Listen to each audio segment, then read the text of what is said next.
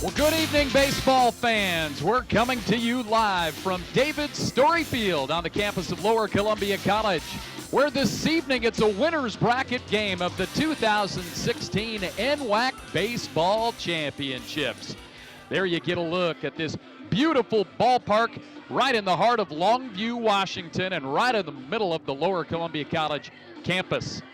Well, the Red Devils and the Pierce Raiders get together. Their sixth meeting of the season, and Lower Columbia riding a 4-game winning streak against these Raiders. But all those league encounters fall by the wayside at this point, as you are now meeting in the NWAC Championships, trying to join Yakima Valley in the winner's bracket. Well, there are the skippers right there. Eddie Smith, the head coach of the Lower Columbia Red Devils. His back to you is Kevin Davis, the successful head coach of the Pierce Raiders, as they're exchanging lineups at home plate. Our umpiring crew calling the balls and strikes: Michael Goebel, Ken Diber is at first base, and Russ Waterman is the umpire-in-chief, and he is ready to go. Coach Smith, Coach Davis shake hands, and we are ready to go with championship baseball. Just a short time ago, it was the Yakima Valley Yaks going 2-0 in the tournament, defeating the Everett Trojans 5-0. Earlier today, Mount Hood and Bellevue squared off, and the Bulldogs stay alive with a 5-4 victory.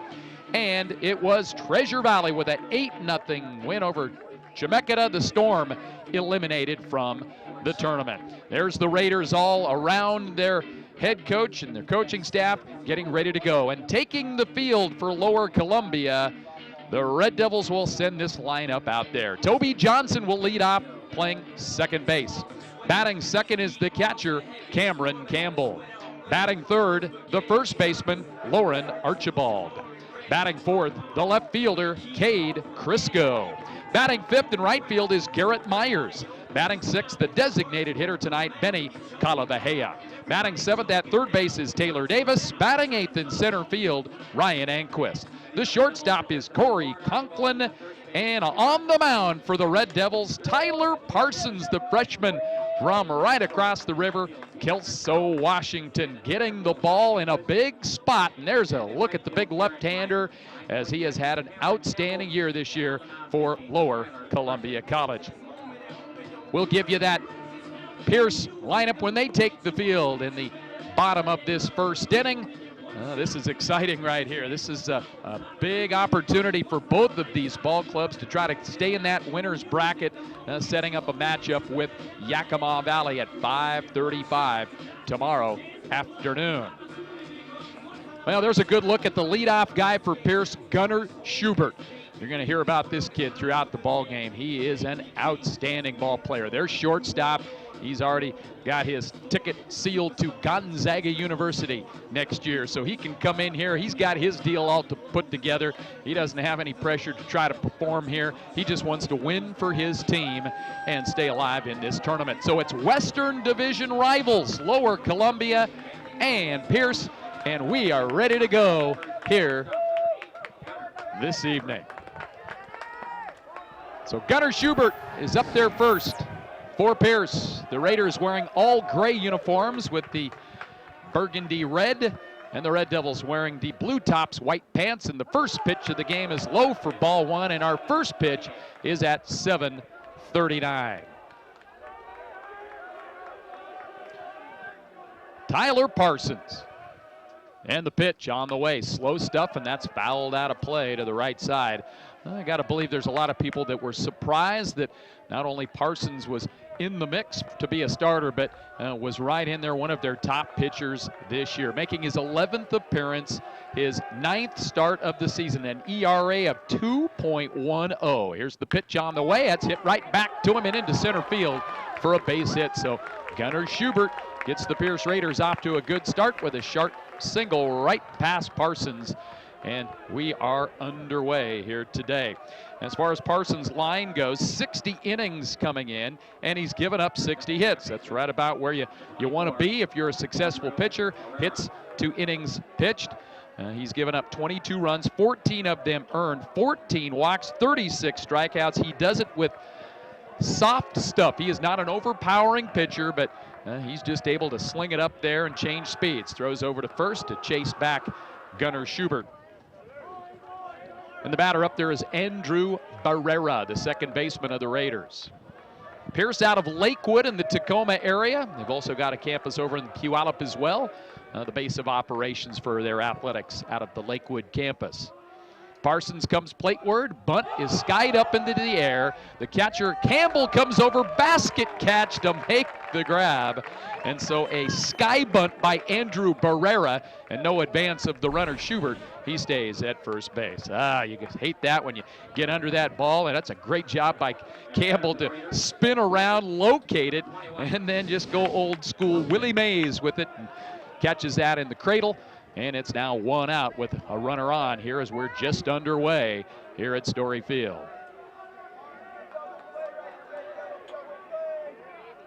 Matt Thompson, the catcher and number 3 hitter for the Raiders, is up there. Parsons to the plate. Little high for ball 1. Lights are on here at Story Field. Dusk will start setting in, and boy, we're hoping we get some more people getting in here for this action. Looks like we had a little bit more people here last night, but I anticipate folks will be getting dinner through and getting over to the ballpark. Here's the pitch, high for ball 2. Parsons a pretty even keel guy. I mean, he's performed under pressure, but nothing like this in the NWAC tournament as a freshman and a local kid getting the ball in a big spot. The former Kelso Highlander. He's ready, comes set.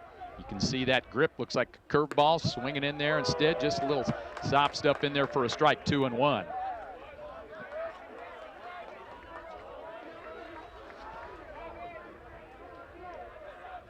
Matt Thompson, .323 batting average coming into the tournament. Parsons over to first, that'll chase Schubert back. Pierce opened up the tournament with a 10-2 victory over Mount Hood. That was the game in which the Saints committed 8 errors and the Raiders took advantage of it. Here's the 2-1 offer by Parsons, instead a throw to first. Lauren Archibald over at the initial pillow for the Red Devils getting the start. Second consecutive start over there. Archibald's mostly been a DH, but has been at first base as well. Tyler Parsons now ready, comes to the plate, and that's a fly ball hit out to right field, and Garrett Myers is underneath of it, calls it, makes the one-handed catch for out number 2. Raven Kahana stepping in for the Devils.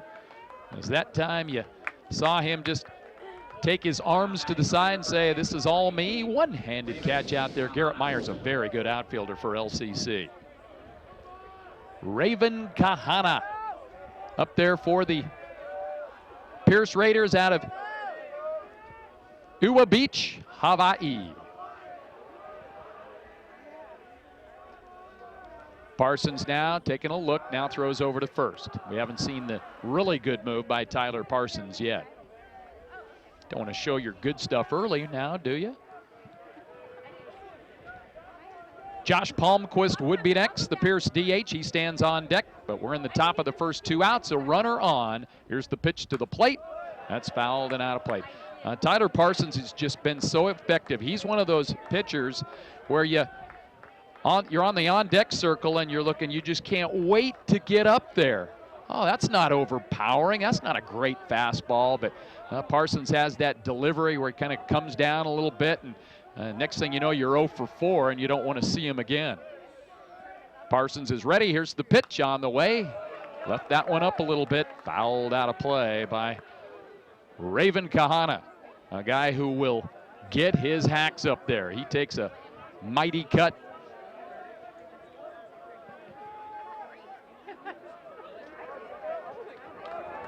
Tyler Parsons with a long look into Cameron Campbell. Ahead in the count, 0-2. Here's the pitch on the way. Boy, didn't miss by much. And Campbell held it right out there for all to see. And home plate umpire Michael Goebel says outside. 1 ball, 2 strikes.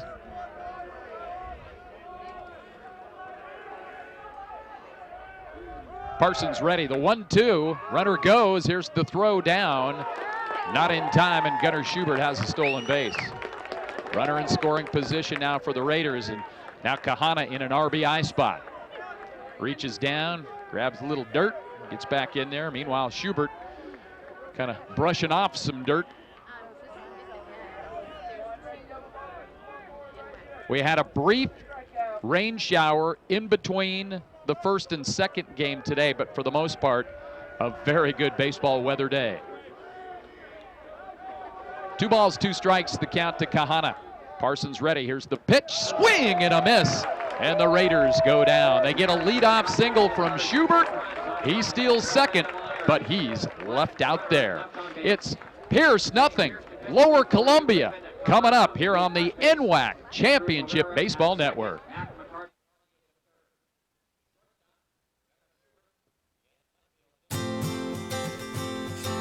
The first day of school is kind of scary. You don't know your teachers yet or who your friends will be. But school is really important. It's how you learn things and grow. Okay, I'm ready. You're gonna do great, Mommy.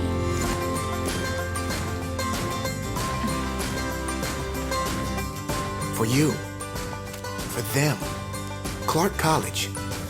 Get started today at clark.edu. Home is not a building, and it's not some number on a mailbox. It's a place where we grow and love and learn. At Southern Oregon University, our people, our programs, our place blend together like a family. With over 40 majors, exceptional faculty, and a commitment to inclusion and diversity.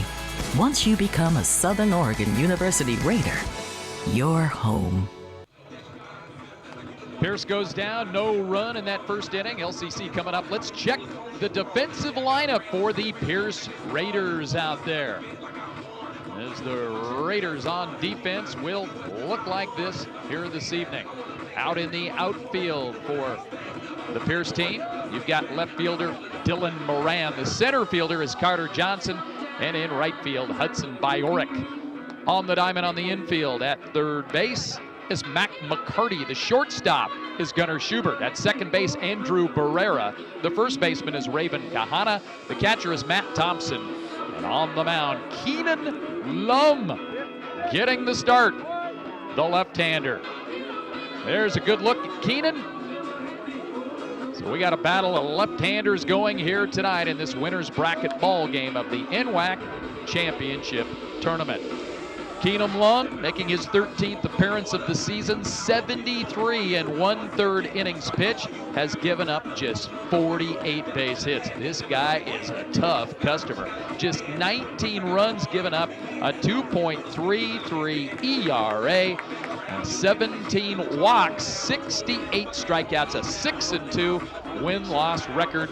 He'll pause and just for some reflection before he circles in the dirt, and that's just between him and whoever he's remembering back there on the back slope of the mound. And now gets up on the bump, shoulder shrugs, deep breaths, and now we're ready to go. And there's Toby Johnson ready to lead it off for the Lower Columbia College Red Devils. The left-hander's pitch to Toby is right in there for a strike.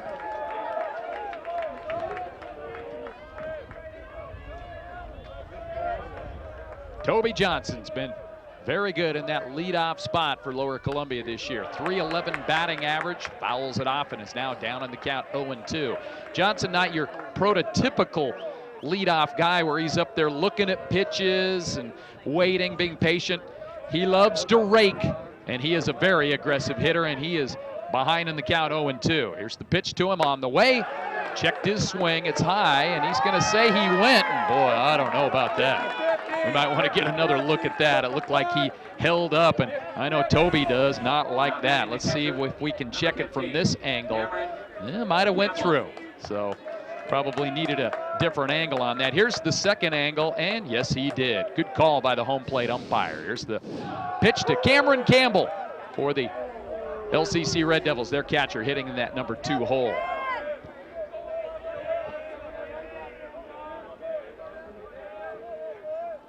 Pitch.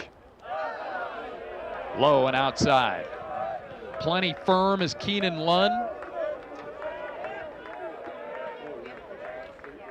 Young man from Honolulu, Hawaii. Here's the 1-1 pitch on the way, and that's high. 2 balls, 1 strike to Cameron Campbell.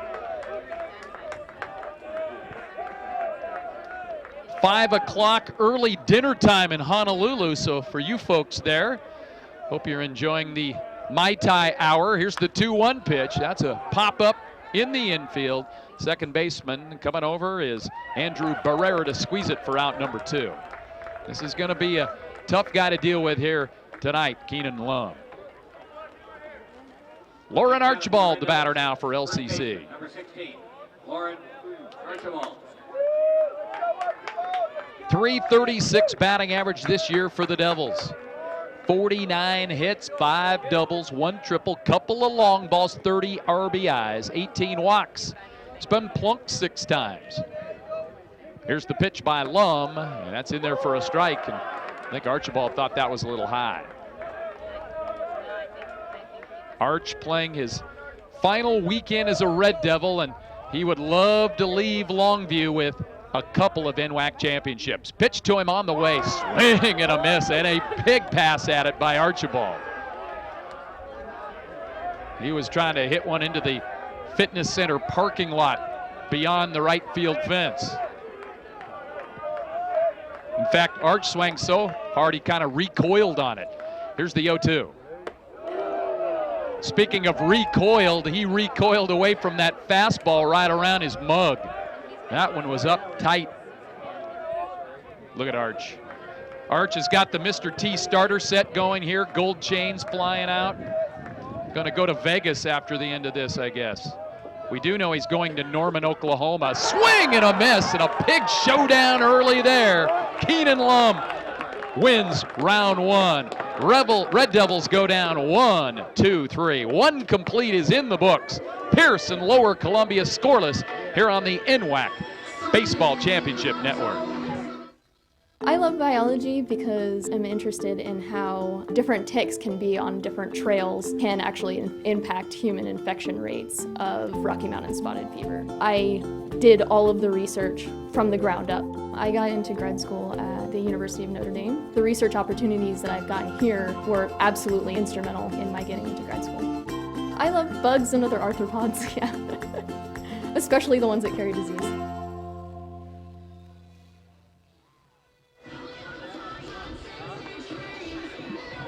Well, you can prepare for an inspired future at Lynn Benton Community College in Albany, Oregon. Get personalized support, small classes, and you save money. Train for a job, get your bachelor's degree started, or check out the degree partnership program with Oregon State University. LBCC, inspired. Scoreless after 1. Pierce and Lower Columbia.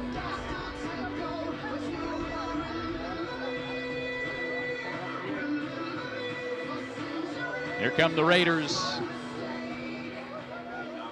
It'll be Josh Palmquist leading things off.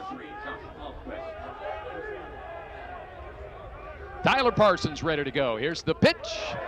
Took a little off, and it's fouled and got a piece of Cameron Campbell, the Red Devil catcher.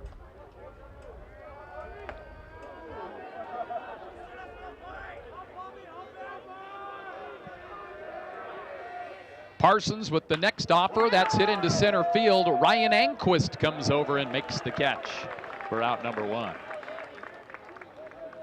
Well, one thing about the Red Devil outfield, they can pick it out there. Anquist can go alley to alley with great speed. Garrett Myers, a great outfielder out there. You've got Cade Crisco, who coming into college was a shortstop by trade and could definitely play that position. He's got the great bat.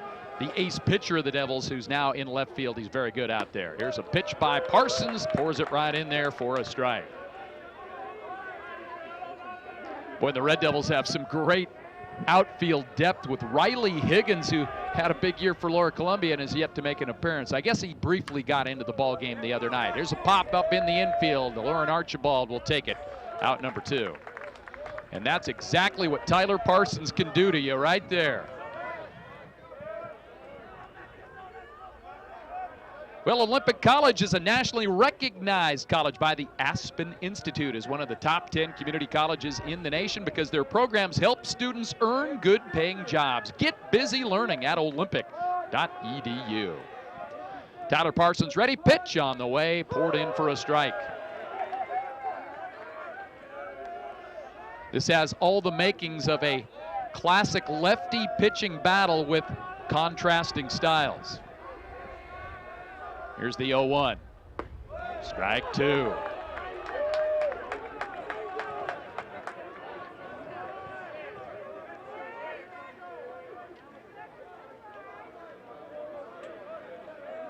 Mac McCarty back in there already. Here's Parsons' pitch on the way.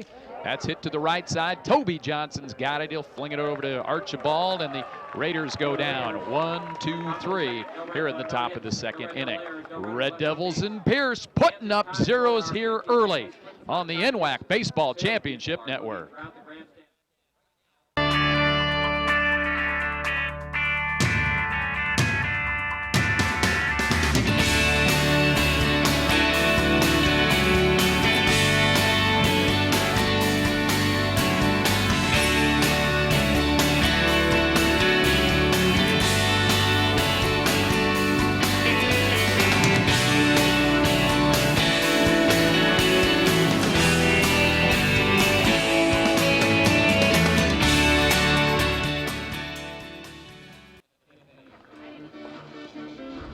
Welcome back here to Story Field. How about a little note here for Centralia? Centralia College, your college for associate degrees, bachelor degrees, and job training.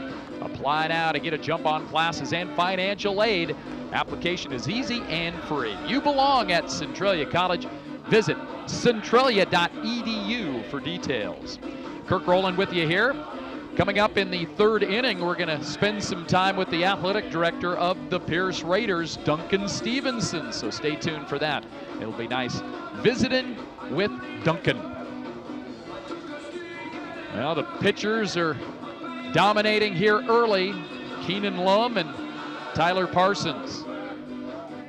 Got a long way to go in this one. 9-inning games. Winners bracket ball game here. The fourth and final game of day 2 of the NWAC tournament. It looks like we got quite a few folks coming in here, checking out some of this great baseball. And again, for you folks in the Longview-Kelso area, really? You're not here? Come on, let's go. This is good stuff. Cade Crisco will lead things off for the Red Devils. Lum's pitch to him is on the way and just a little outside, didn't miss by much. Cade Crisco, 400 batting average. Here's the pitch. Outside.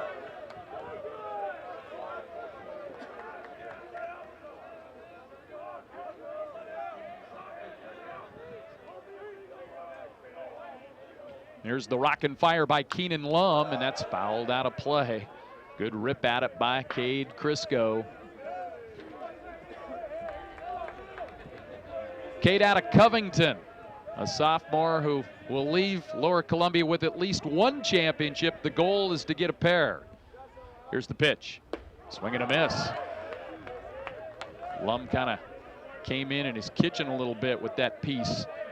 That was a nice pitch.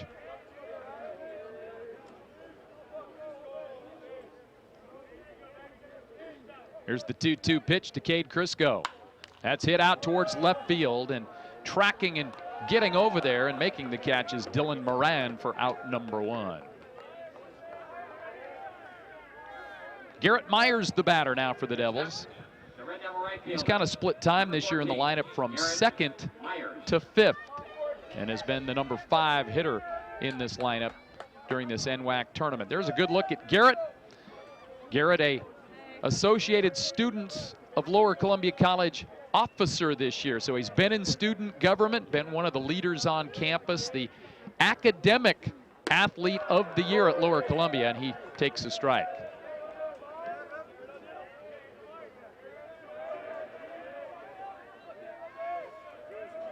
Here's the pitch to him. Outside, 1-1. The count evens up. We're at 8 o'clock here on the West Coast.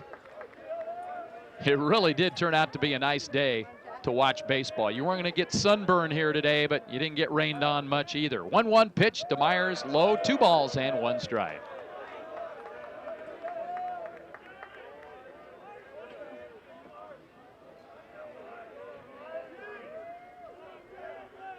Timeout called. We'll have one of our camera people get a up-close look at the batting helmet of Garrett Myers. Tell you a little bit about the helmet sticker program they've got there. You can see that. Here's the pitch to him. Hits a ground ball to short. Kind of hops up on Schubert. He's got it no problem until he threw it, and then he airmailed it. So that'll be an error on Gunnar Schubert, who's normally a very, very solid infielder. Throw just kind of went up and whoop.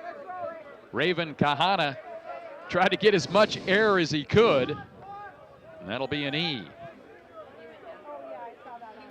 It is awesome when former Red Devils around this world is watching our broadcast, and one of the all-time great Red Devils of all time just texted me, said he's watching from Salt Lake with the Washington Huskies.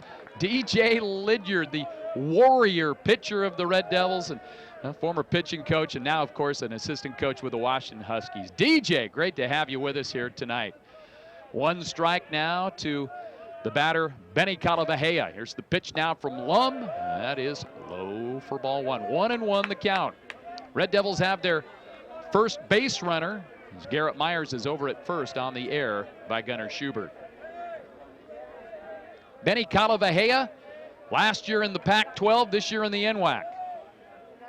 Got some playing time as a freshman at Washington State. Hits one sharp, good play down there at third base by Mac McCarty. Gets the lead man and the strong throw over, and the double play for the Pierce Raiders.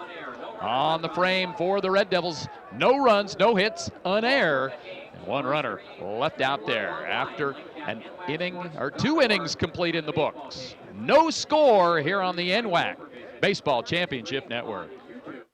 LCC has definitely prepared me to transfer to Oregon State because it's helped me with my study skills. I'm a much harder worker than I was in high school. I had a great support base by the staff, and I've made some great friends that I think I'll carry on with my life. I've definitely loved my classes. I've learned a lot. It's been a healthy environment. Don't be afraid to branch out. The people here are awesome. I'm going to be in it for a while, but down the road I'll be finishing up and be ready to join the workforce.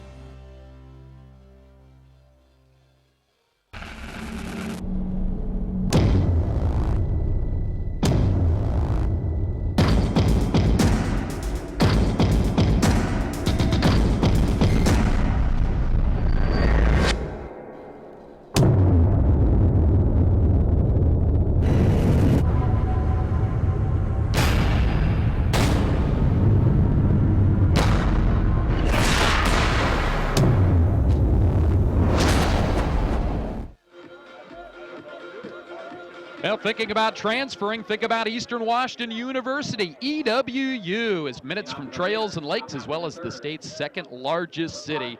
It's Washington State's best academic value for transfer students, Eastern Washington University. Back to action. The first pitch is into Dylan Moran as we go to the top of the 3rd inning. Scoreless here at Story Field, and we are joined in the booth with the athletic director for the Pierce Raiders, Duncan Stevenson. How are you doing, young man? I'm doing great, Kirk. How are you? I'm doing well. So is this a grudge match here? Oh, it's never a grudge match here. You know that. Yeah, it's a great rivalry that's developed here between the 2 programs the last 4 or 5 years, Kirk. It's one of the best in the NWAC. Oh, man, I'll tell you what, this has been good. Talk a little bit as we go along here, as Parsons is behind in the count 2-0 and falls behind 3-0 to Dylan Moran. Well, let's be honest, man, about 6 or 7 years ago, you were trying to figure out how to get this program turned around, and boy, a couple of the coaching hires that you've brought in, and boom, just like that, you've got an NWAC championship under your belt, and close, and region championships and the whole bit. It's been pretty fun, hasn't it? It's been a great ride. You know, 7 years ago, I had never been down here over Memorial Day weekend, and that was after 20 years of being the athletic director at Pierce. So, the last 7 years have just been awesome. Parsons comes back and puts a strike in there to get the count full now. 3 balls and 2 strikes. So what was the defining moment, do you think?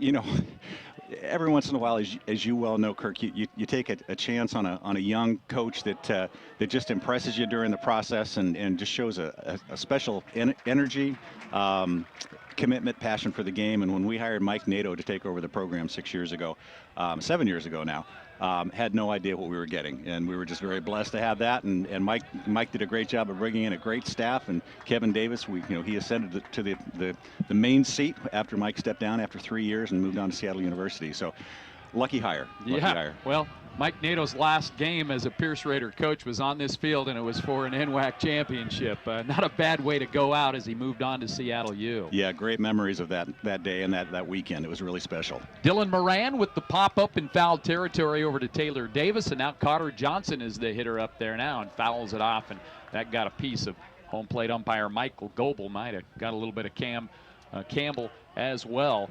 Well, Keenan Lum is going to be pretty tough for Lower Columbia to deal with here tonight. Well, you know, Keenan's had a great season for us. Transfer from Central Arizona College from last year, and just a real solid young man. He doesn't rattle very easily, and he's been really consistent for us all year through a complete game no-hitter earlier in the season too. And so, but what I'm seeing on the mound on the other side, it's going to be a good match tonight. There's no question about it. Yeah, I was saying Tyler Parsons here, kind of a contrast in styles. Tyler will kill you with soft serve ice cream all day, and you just won't have it going. A good point right there. That looked like a drivable pitch, and takes enough off of it where Carter Johnson swings right through it. 2-2 the count now to Carter Johnson.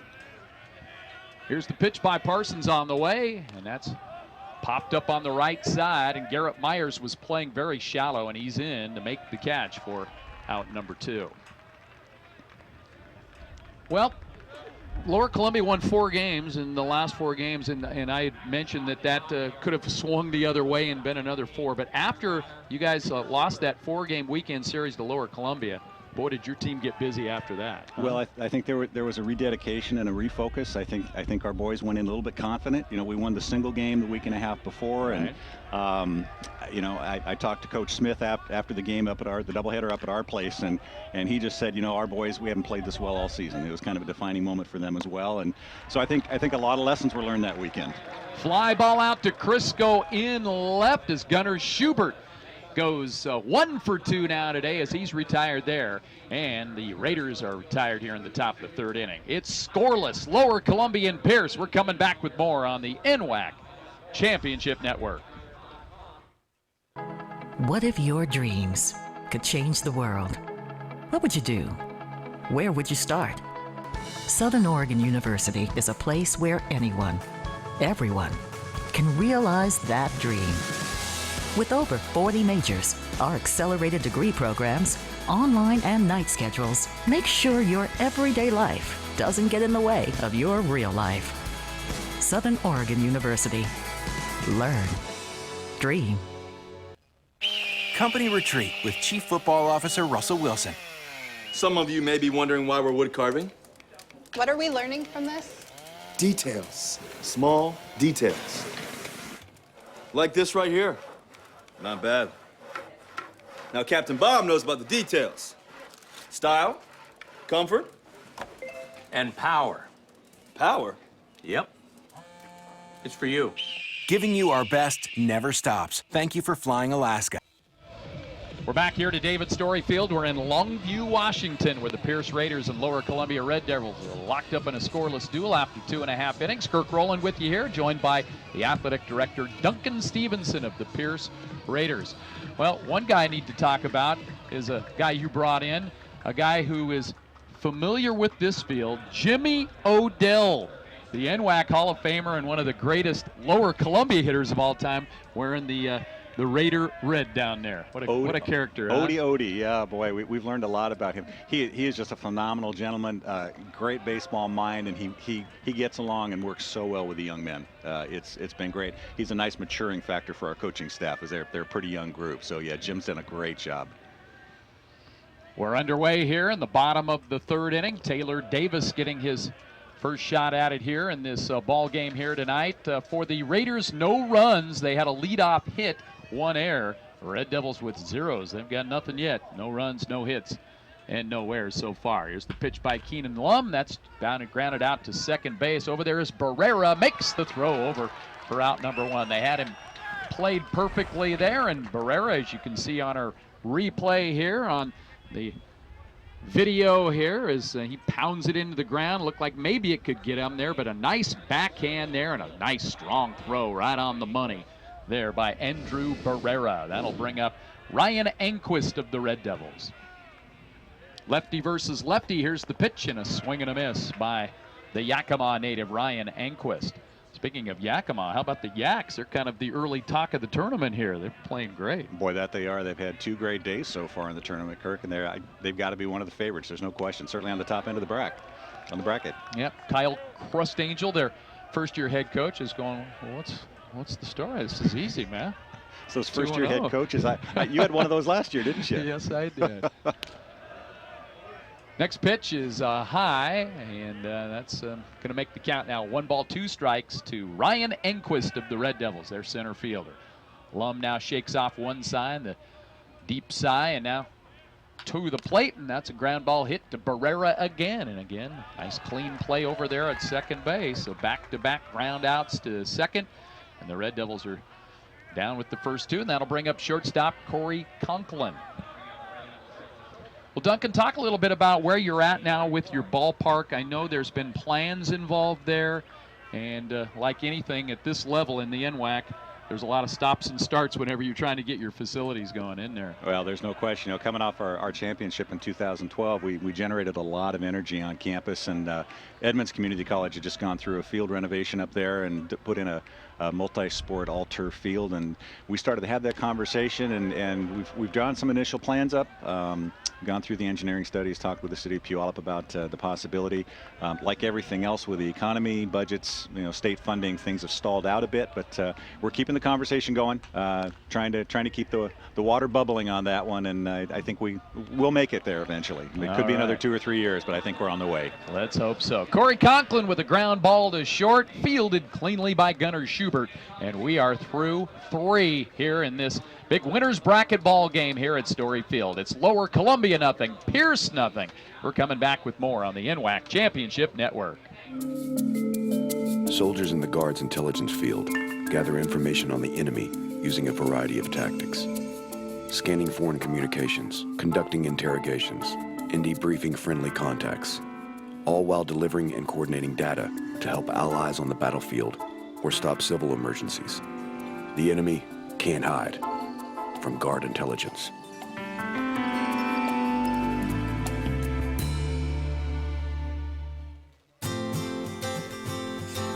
The first day of school is kind of scary. You don't know your teachers yet or who your friends will be. But school is really important. It's how you learn things and grow. Okay, I'm ready. You're gonna do great, Mommy.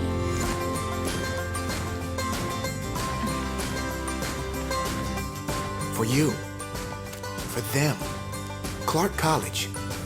Get started today at clark.edu.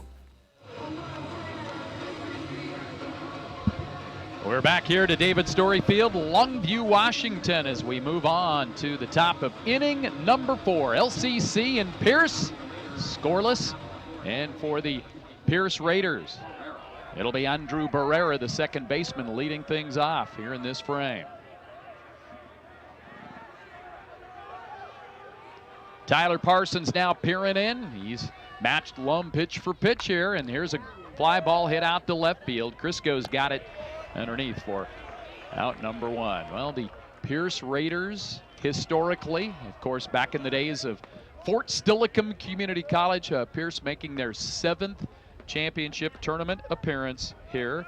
You've got a championship, you've got a second place, and with that win last night, you're 11-11. So if you get a win here today, you'll be over 500, and that's saying a lot in this tournament. That is saying an awful lot in this tournament. There's no question about it. Probably shouldn't mention the Lower Columbia line on this right now, should I? Should I? Really? I mean, I did yours, but do you have to do that? I probably. At the top of the list, what is that? Hey, when you leave the booth, I'll make sure we bring that one out. 0-1 pitch. That ball's hit down the line in left field, and that is going to hit into the corner for a base hit. And so tracking into second base with a stand-up double is Matt Thompson. Got around on that one and just served it down into the corner there. And so a one-out double by Thompson. He got on top of that ball and just kind of looped it down there in the corner. And Crisco had a long way to go as it bounces right off the pole. And Crisco got over there and got it in there pretty quick. Second hit of the ball game, both by the Raiders. Matt Thompson with the double. Here's Raven Kahana. I gave a shout out to the folks over in Hawaii there watching at 5:15 in the afternoon. Here's the pitch by Parsons. That's low, and of course I've got to believe Raven's got a pretty extended family over there in the islands. That he does. Well, and as you can see on the roster, there's several young men from Hawaii, and we've enjoyed that connection. Some great young men that have come over and played the last few years for the Raiders. So what's the deal? You're signing off on recruiting trips over there? Is that the deal? You and Kevin go over there? Yeah, Kevin and I spend a couple of weeks at the Hawaii Mauna Loa Hotel. Ground ball to Toby Johnson, so Kahana grounds out. It's a productive out. Moves Thompson over the third, but now 2 outs and a chance for Parsons to get out of trouble here. So you asked me about facilities. Tell me about the new gym, the renovation there. That's been a beautiful look now. Yeah, I don't know if our camera folks can spin around and take a look over at our fitness center in the right field corner over there, but man, that thing is nice. They've done a good job. Swing and a miss as Parsons pulls the string. Josh Palmquist, the batter. There's a good look. There's our fitness center right there that's been fashioned around our old school gymnasium, and they just did a great job on it. Of course, Duncan, you've got a new gymnasium.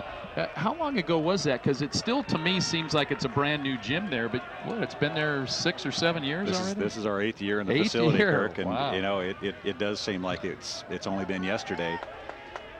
A lot of years getting that. 40 years before we were able to get our own facility on campus. So it's been a blessing. There's no question. Here's the ball fouled out of play. I don't know. I miss the old trips to Western State over there. Some of my closest friends, my compadres, have been hanging out, coming to the games, and you guys did a great job with that gym, and we're really pleased with the facilities we have here. Yours is gorgeous. There's no question about it.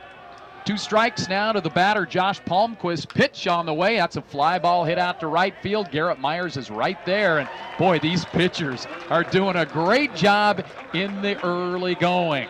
It's Lower Columbia nothing, Pierce nothing. We're coming back with more on the NWAC Championship Baseball Network. I initially declared my major in mathematics, but I changed my major to computer science after I took just one computer science class. When I took a CS class, I realized that it had all of the problem solving that I loved in mathematics, but I could make really cool applications. If you love solving problems, if you have a very logical and mathematical thought process, and you are creative, CS is for you. Really, if you love problem solving, we love you.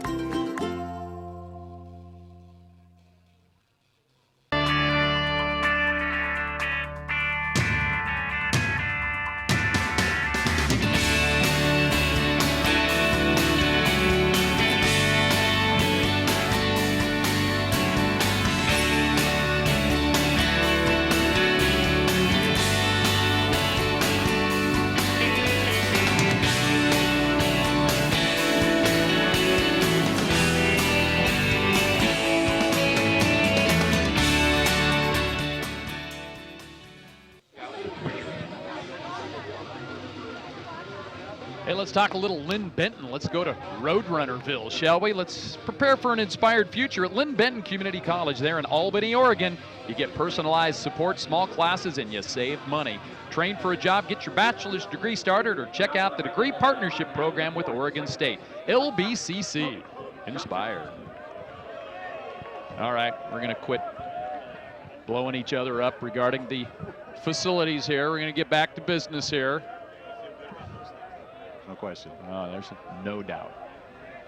Here's the pitch now by Keenan Lum, who has been tremendous here in this ball game. Yeah, definitely starting out strong. Toby Johnson, second pass through the lineup now. We'll see if the Devils can make some adjustments. Johnson takes ball 2. Toby Johnson, like Keenan Lum, a guy who played his first year of JC ball down in Arizona. Hey, you Washington, Oregon kids, the weather's good. It's not all that great sometimes down there. You don't need to be making those trips down there. Keep them home. Yeah, keep absolutely. Them home. Yeah, Toby Johnson from Chehalis, not too far up north, part of that WF West program that's so good. 3 balls, no strikes, trying to get aboard, and he'll take strike 1. There's Toby. He turns around. I really don't think he liked the call, but shakes his head and says, all right, yeah, it's right there. 3-1. Here's the pitch by Lum. On the way, strike 2, as Johnson was ready to throw the bat away that time. So now Toby's going to have to grind in here as Keenan Lum tries to come all the way back after falling behind 3-0 in the count. There's a good look at Keenan. He's ready. The 3-2 pitch, and that is roped into center field for a base hit, and the no-hitter is gone here in the bottom of the 4th inning. Toby Johnson knew he was going to come in on him and did a good job to go with the pitch and hit it there in the left side of center field. Nice sharp leadoff base hit for Lower Columbia, bringing up Cameron Campbell.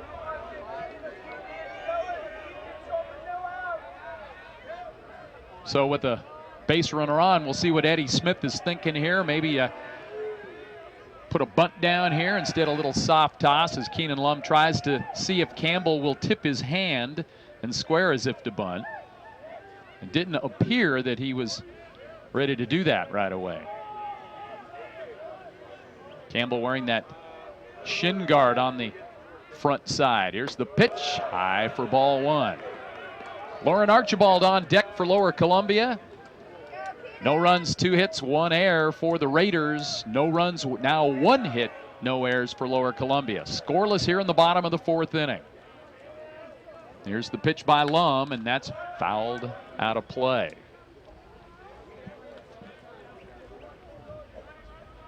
How's Coach Nato doing? Have you talked to him recently? Have you seen him? You know, the Red Hawks are down in Arizona at the WAC championships. They had a walk-off win last night against Sac State to start the tournament. So yeah, the Seattle U is doing really well, and Mike's just continuing his great work.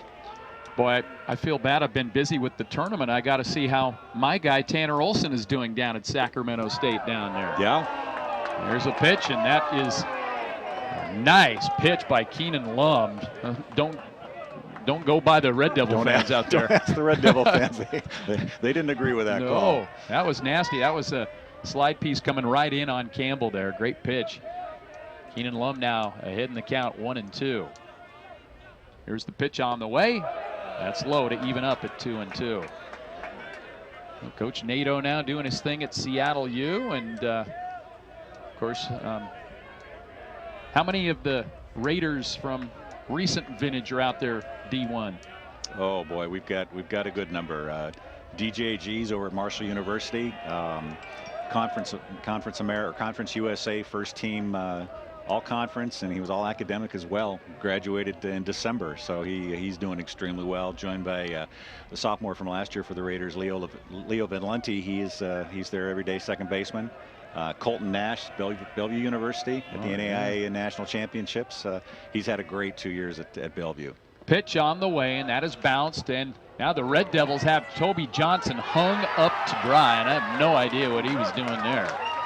Missed signal somewhere. Yeah, I mean, it's tough enough to get on base against this cat, and then all of a sudden, I'm not sure if Toby had a bad read or whatever there, but he got caught, and that was an easy throw down and then throw over to Raven Kahana.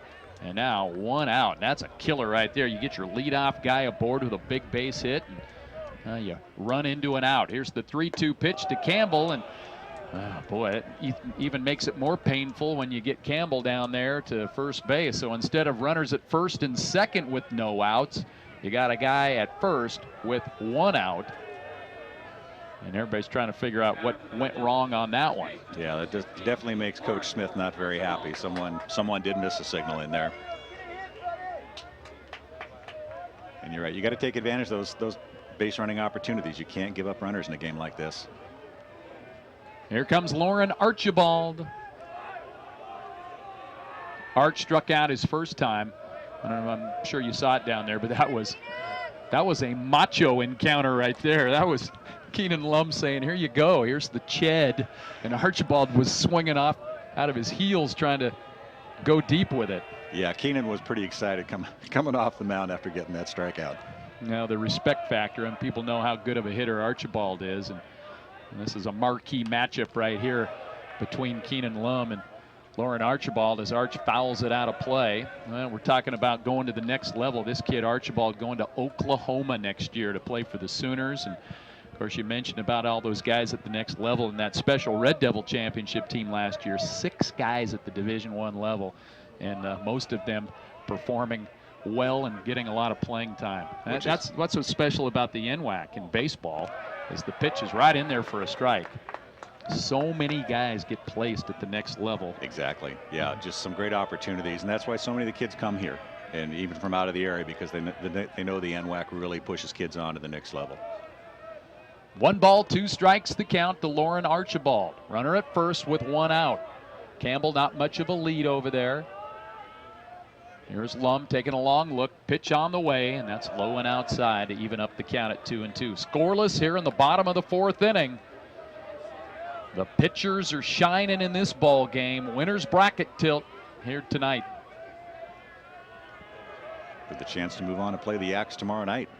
Absolutely. 5 o'clock start, 5:05 start. I believe that one is at 5:35. 5:35. Here's the pitch. Slow stuff, and Archibald serves it down the line out there in left field. Long run and a great effort out there by Dylan Moran. He can scoot a little bit out there, but it'll fall for a harmless additional strike. You know, definitely respect between these two. Lum is really nibbling at the corners on Archibald, not challenging him too much. Well, as you saw on the replay there, you empty your bucket when you come to Longview over the Memorial Day weekend. I mean, you know, you're gonna dive. If you're not diving, you're not playing probably, right? Got to get down and dirty. 2-2 to Lauren Archibald. Campbell still over at first base. And a base running gaff as the Red Devils may be thinking what if, but with Archibald, he can hit one in the gap here at any time. 2-2 pitch, bounced, and a nice pick by Matt Thompson behind. And he's going to go out to Lum, and I don't know if he was crossed up or just said, hey man, what's up? How you doing? How's the Red Lion over there? Time to slow him down a little bit. Good? Yeah. What do you think? What's for dinner? Yeah. Hey, did you hear about that all-you-can-eat prime rib thing they got going over there at the Red Lion? Yeah. It's awesome. Tell you, last night the boys had pizza from Bruno's, and it was excellent. Yeah. Good stuff. If you bought one of the pepperonis, I'm guessing you were not going back and saying, hey, could I have some more toppings on this? It was amazing, yep. Isn't it crazy? Yep. 3 balls, 2 strikes the count. Keenan Lum ready. Here's the pitch on the way, and Archibald fouls it off again. Another epic battle between these two. So has Lum got a deal yet for next year? Lum's going to Bellevue University. Okay. Yep. Great opportunity. Absolutely. Matt Thompson, our catcher, signed at LC State. There you go. So he's got a good chance following in Coach Odell's footsteps. There you go. Here's the payoff pitch now by Keenan Lum on the way, and that's hit to center field, but over there is Carter Johnson to make the catch for out number 2, and Campbell has to motor on back over to first. And here comes Cade Crisco of Lower Columbia. I think Lum's breathing a little sigh of relief after that fly out. Absolutely. Here's Crisco. Flew out to left field his first time. Keenan Lum bent at the waist now, twirling that ball behind. Now comes up into the leather. Comes set, long look at the runner, pitch to the plate, and that is hit into left field for a base hit. So again, amplified as the running mistake, because that probably would have at least loaded them up with no outs. Or I guess there'd be one out if Archibald was there. But, yeah, the Devils are hoping Garrett Myers can maybe get a big base hit and alleviate the pain of that mistake by getting on the board first. Garrett Myers reached on an error by Gunnar Schubert as he overthrew the first baseman. Gunnar Schubert going to Gonzaga next year, and it was fun to watch him this year, wasn't it, out at shortstop? You know, Gunnar does some special things out there. He's, you know, great at the plate, solid bat, and defensively, he's pretty special. Lum has a look, tilts the head a couple of times. Here's the pitch to Myers, and just a little high. Or Gunnar was thinking maybe, you know, I'm going to hang up baseball, wasn't he? You know, Gunnar, after his freshman year last year, was thinking about getting into a little entrepreneurial adventure, and Coach Davis had to have a sit down with him and just kind of talk about his opportunities. This is a once in a lifetime playing college baseball, and he was able to talk him into it, and we've been fortunate that he came back. Yeah. Good move going on to the Zags. A pop-up by Myers. Kahana makes the catch in foul territory, and we continue to put goose eggs up on the board. We are through 4. Duncan, thank you so much for coming by and chatting. Kirk, it's always a pleasure. Right. Much appreciated. All right. Go Raiders. I'm going to tell you, hey, I'll say good luck later. All right, Duncan Stevenson with us here tonight. Scoreless Devils and Raiders. We'll be back with more on the NWAC Championship Network.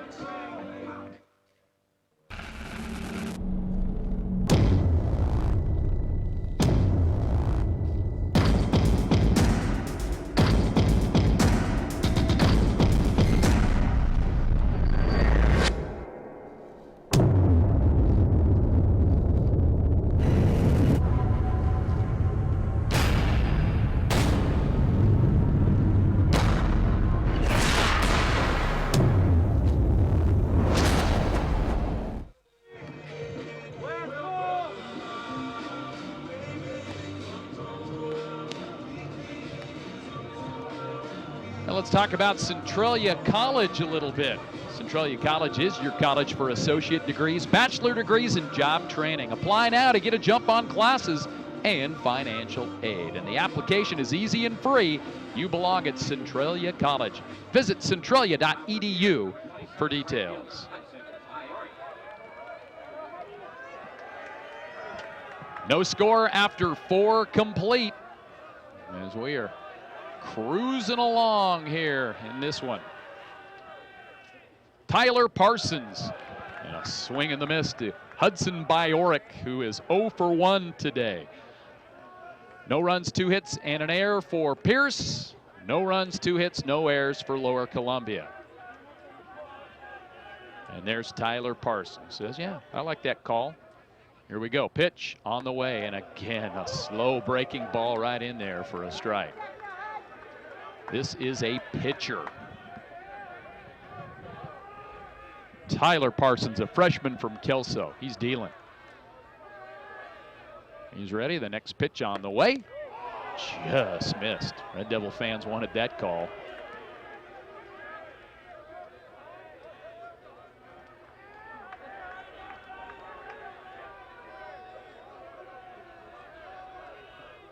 The 1-2 on the way, and that's hit right through the wickets. Parsons, and there's Johnson. Strong throw.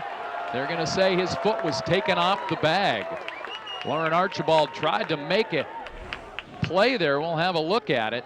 Yeah, that's too bad. Boy, that ball was rocketed right past Parsons, but Johnson was there, made the play, but the throws got him a little bit, and yes, indeed. Boy, Arch tried to get that foot back. That was close. Jimmy Odell in there pointing to make sure the umpire knew where first base was on the play. So that'll be an error on Toby Johnson. And that's too bad because Toby was placed just right, especially after it went right past Tyler Parsons. So the leadoff guy aboard for the Raiders. Throw over to first base.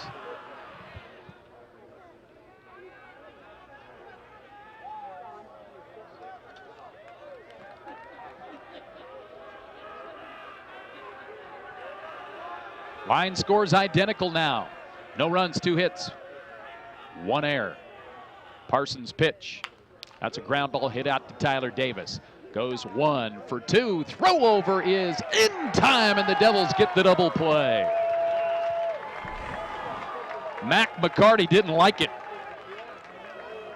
Here's the play now. Nice play by Taylor Davis. He had to double clutch and then a kind of a shuffle of the steps. Got him. So the Red Devils used every ounce with the shuffle and double clutch by Davis, and then the little shuffle out there by shortstop Corey Conklin on the turn. Pitcher's best friend. Here's Dylan Moran. Pitch to him. Takes it for a strike.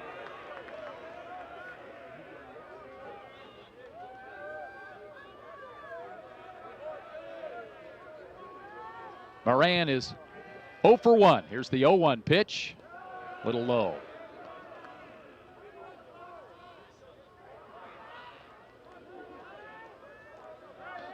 Dusk starting to take hold here at Story Field. This is a beautiful setting, folks, here in Longview. Pitch, low. 2 balls and a strike.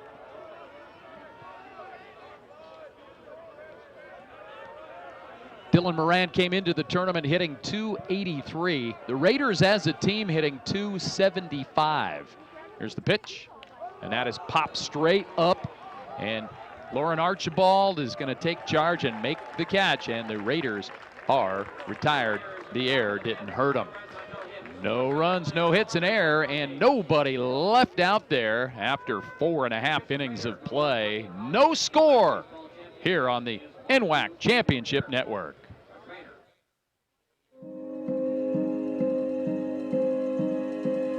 Medical specialists in the Guard are skilled in CPR, field triage, and emergency life support.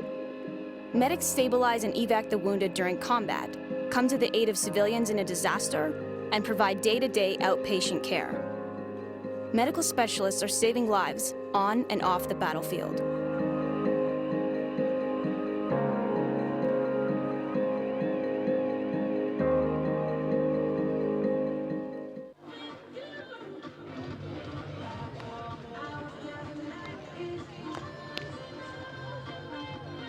Prepare for an inspired future at Lynn Benton Community College. You get personalized support, small classes, and you save money. They're located in Albany, Oregon. Train for a job, get your bachelor's degree started, or check out the degree partnership program with Oregon State.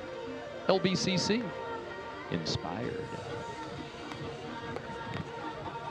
Zeros. We got a bunch of zeros, folks. This is quite a pitching duel between Keenan Lum of the Pierce Raiders and Tyler Parsons of the Lower Columbia Red Devils.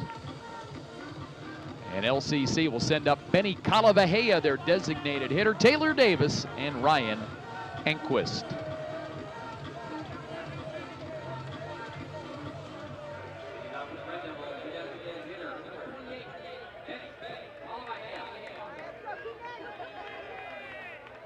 Benny Calavajea. Grounded into a double play his first time. An excellent play by Mac McCarty to get that thing triggered. And Keenan Lum pours in a strike to open up this at-bat. Yakima Valley probably have a lot of the guys hanging in the ballpark right now, checking it out. Others probably watching this broadcast right now to get a look and see what they'll see tomorrow afternoon in the winner's bracket. Yakima Valley is already advanced after their 5-0 victory over Everett. 1 ball, 1 strike to count to Benny Calavajea.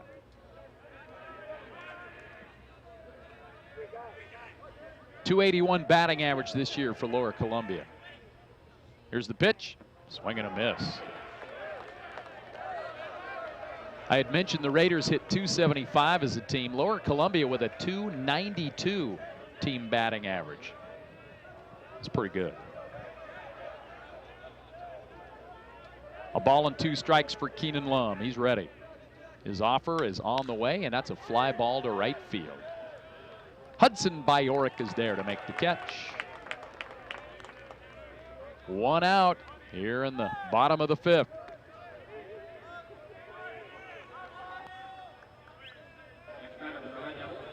Taylor Davis, the batter now. Grounded out to second his first time.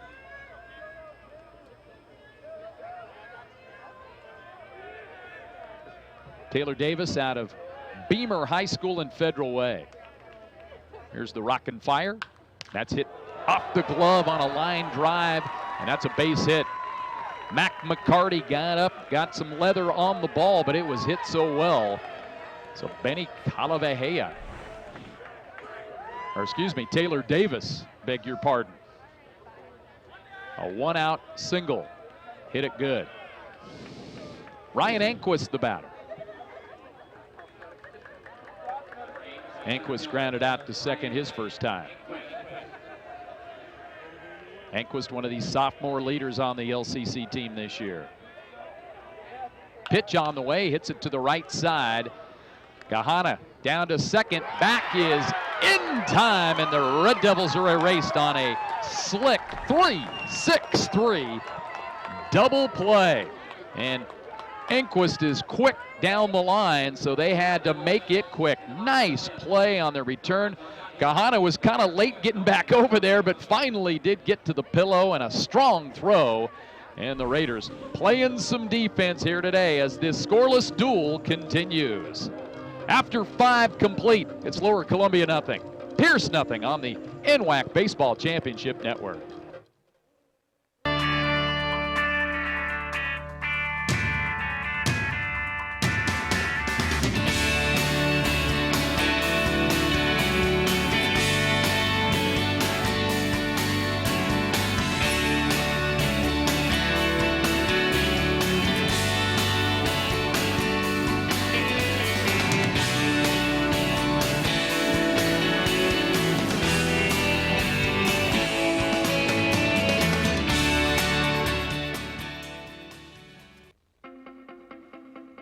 The first day of school made it all worth it because I realized that I had made the right choice and I got to pursue my passion, and not just my passion, it was my dream.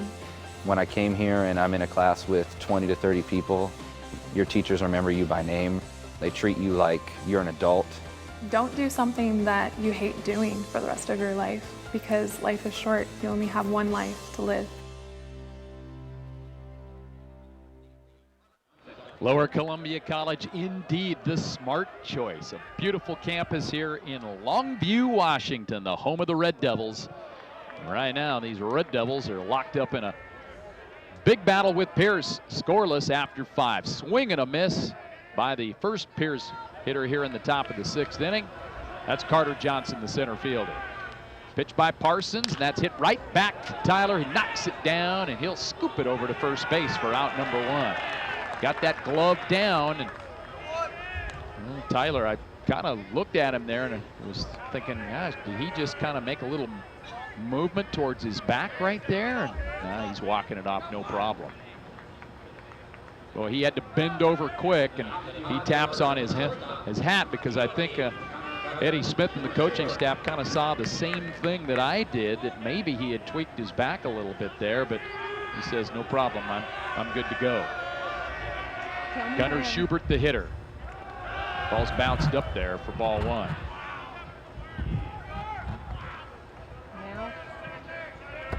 And Tyler Parsons is an 18-year-old freshman. Quick movements like that, no problem. Now, if I had to bend down to make a play that quick, calling 911. Here's the pitch. That is a fly ball out to right field near the tarp over there. Garrett Myers gives chase and has to abort the chase at the last minute. He's mad at himself. Kind of smacks the tarp down there. He had a decision to make because you don't want to go up on that tarp, because if you put a hole in it, that means an awful lot of work for you later, because you got to make sure that thing's going. You could tell Garrett was a little upset that he kind of gave up on it at the last second. 1 ball, 1 strike, the count to Schubert. Pitch, low, freight in there for a strike. Nice pitch. Okay. Tyler Parsons going all Jamie Moyer on us here tonight. Yes, they did. 1-2. Up at medium. Here's the pitch. It's low, 2-2 the count.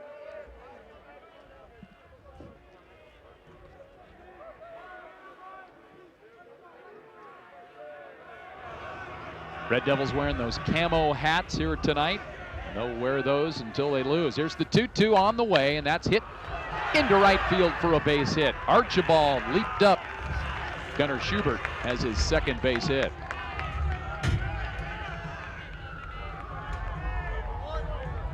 A one-out single for Schubert brings up Andrew Barrera. Folks on KLOG.com listening to us here tonight as well. You don't have the video feed out there. Nice to have the audio. The games earlier today were live on AM 1490 KLOG. Got you covered in a lot of options here to bring you the action of the NWAC Championship Tournament. We are locked up scoreless here in the top of the 6th. Tyler Parsons now with a long look and throws over to first.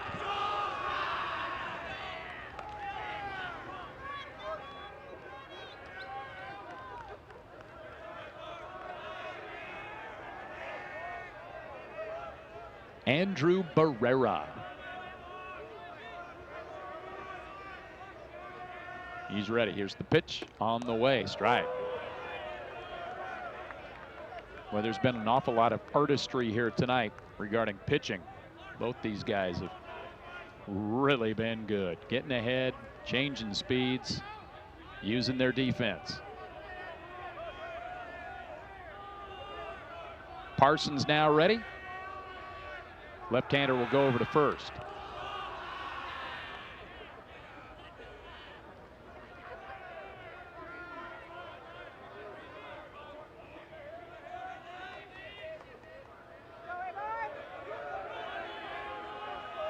Deeper we get in this ball game, the more tense it is. One run may get you a win here tonight. Here's a ball hit to center field. That's another base hit.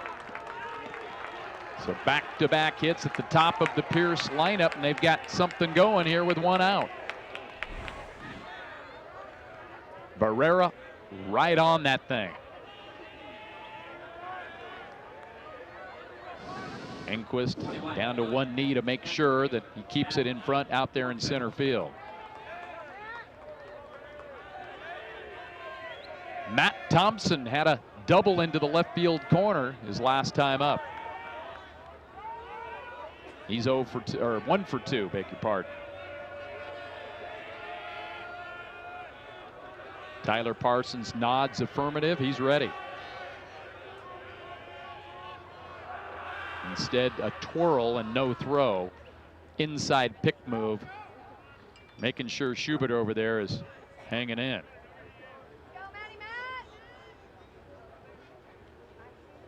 Cam Campbell is going to come out and meet, and Eddie Smith is going to begin his geriatric stroll out there to the mound. Eddie's a young guy, but he is a guy who loves to calm his pitchers by slowly walking out to the mound to calm them down. Eddie Smith has done a great job, not only as the head coach at Lower Columbia, but as the pitching coach. I know there were a few eyebrows when he said, you know something, I'm going to take this on. I think I can do it. I think even some of his own guys were saying, really? Well, they led the NWAC in ERA last year, and the team ERA this year was 2.89. The results are there, and also with a championship as a head coach / pitching coach last year. He's doing a great job. Here's the pitch on the way, and that's low. Boy, Red Devil fans right now are thinking, we've got to get a couple of big outs right here with Matt Thompson up there, dangerous. Raven Kahana on deck. 2 runners on with 1 out.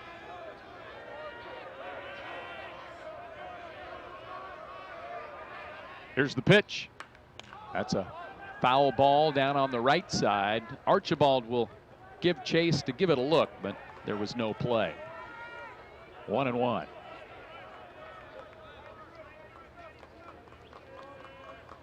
Well, Chemeketa was eliminated earlier today, and so was Mount Hood.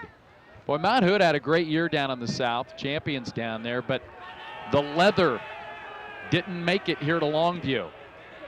Too many errors. 8 errors in their first game, and then it was a throwing error that cost them the game in their 5-4 loss to Bellevue. And now Tyler Parsons had begun his pitch, and it was aborted as the hitter at the plate was granted time. Matt Thompson up there in a big spot for Pierce. Parsons is ready. Here's the 1-1, and it is popped up. Conklin going out on the cut of the grass, makes the catch, and a big second out for Lower Columbia. 2 outs, and here comes Raven Kahana to the plate.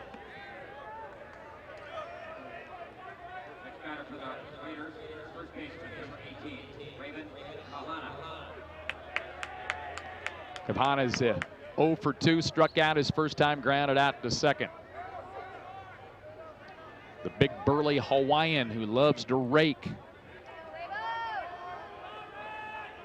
In an RBI situation here. Tyler Parsons trying to get out of the jam. Here's the pitch on the way. Curveball in a beauty.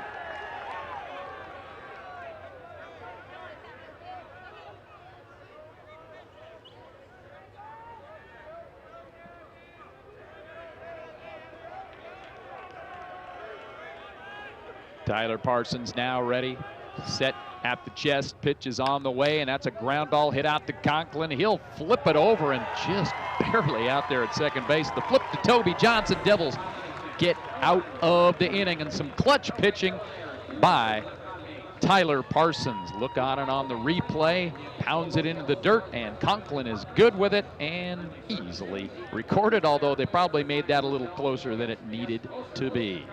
Folks, we are cruising right along in this one. We have played 5.5. Red Devils nothing, Raiders nothing here on the NWAC Championship Network.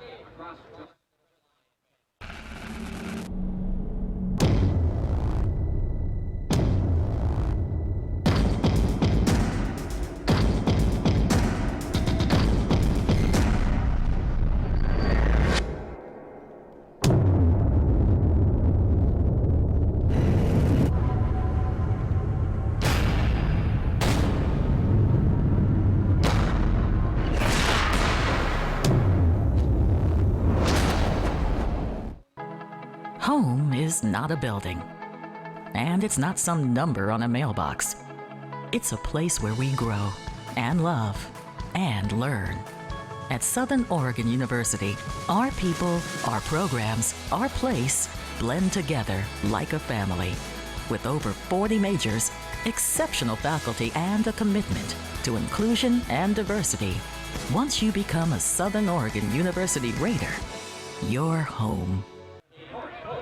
Corey Conklin's going to lead things off for LCC here as we go to the bottom of the 6th inning. No score in this one. Keenan Lum working on a 3-hitter right now. And here's the pitch to Conklin on the way. His curveball's in there for a strike. Lum with a little more power than Parsons, but he also can throw strikes with soft stuff. That was a nice curveball. Goes back to it, low on that one, 1-1.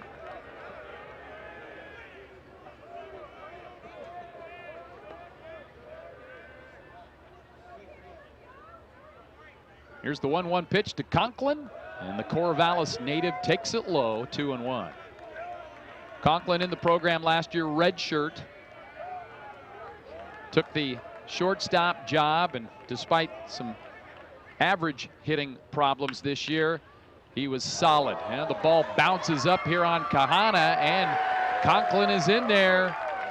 That'll probably be an error, although that thing did bounce up to Kahana. It is an E, so the Red Devils get the leadoff guy aboard.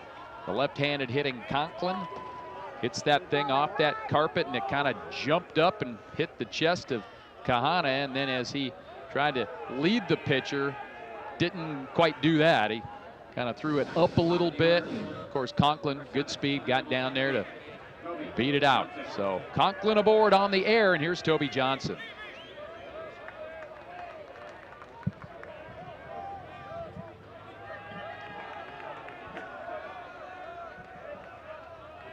Left-handed hitter.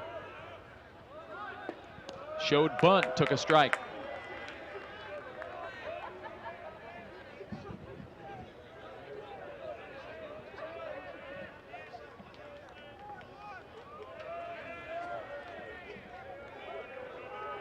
Toby back in there now, slightly open stance. Throw over to first, and ooh, they had Conklin. Oh, they're going to call him out over there. I don't think so. Well, we'll get a look at this. He definitely was spinning his wheels towards second. Comes back in. That's a bad call. Probably need a super slow-mo on that one. I don't know if we've got it or not, but a second base running mistake that might have cost Lower Columbia here tonight. Here's the 0-1 pitch, swing and a miss, 0-2. Let's take another look at it over there. Well, I don't know if that hand bounced up or not. Kahana with a strong tag over there. So they got him. Here's the 0-2, outside 1-2. So Toby Johnson got caught stealing earlier on a read that we still don't know what it is. Here's a fly ball hit to center field. Carter Johnson's underneath of it, makes the catch for out number 2.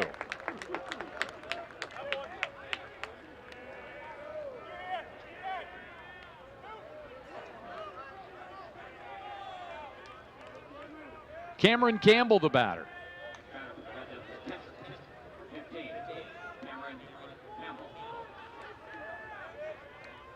Campbell's 0 for 1. He walked his last time.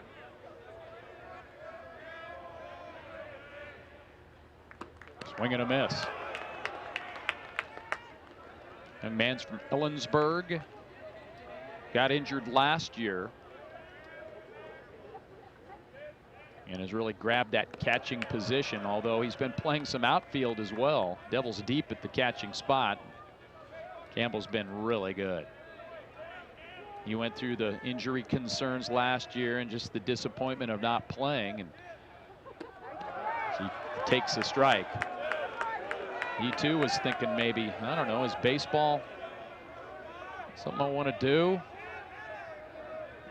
Well, he's sure glad he did. He's been solid this year for Lower Columbia. An all-West player. There's a ball skied out there towards right field. Taking charge and making the catch is Hudson Byorek, and Keenan Lum continues to throw up donuts up there on the scoreboard. Lower Columbia and Pierce. We've got a 0-0 tie here on the NWAC Baseball Championship Network. The first day of school is kind of scary. You don't know your teachers yet or who your friends will be. But school is really important. It's how you learn things and grow. Okay, I'm ready. You're gonna do great, Mommy.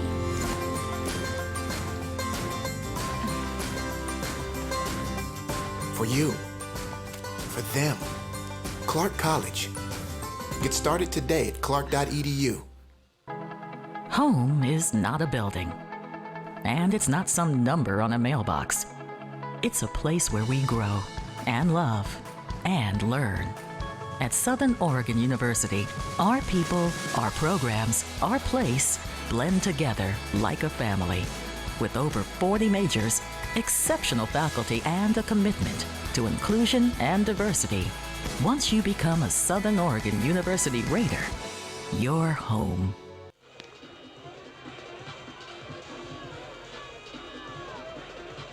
Now this is one of these ball games where you might even bring out a hashtag on the front of it. Who will blink first?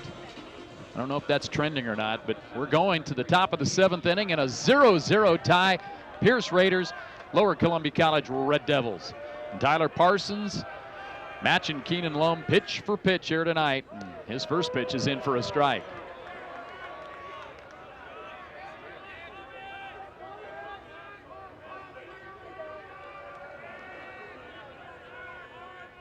Pitch. Just missed with it. Michael Goebel has been calling the balls and strikes tonight. Here's the 1-1. Fouled right back into the screen. Pretty good rip by Josh Palmquist of the Raiders, who's leading things off here in the top of the 7th. Palmquist is 0 for 2. Here's the 1-2 pitch. Parsons left that one up a bit, 2-2.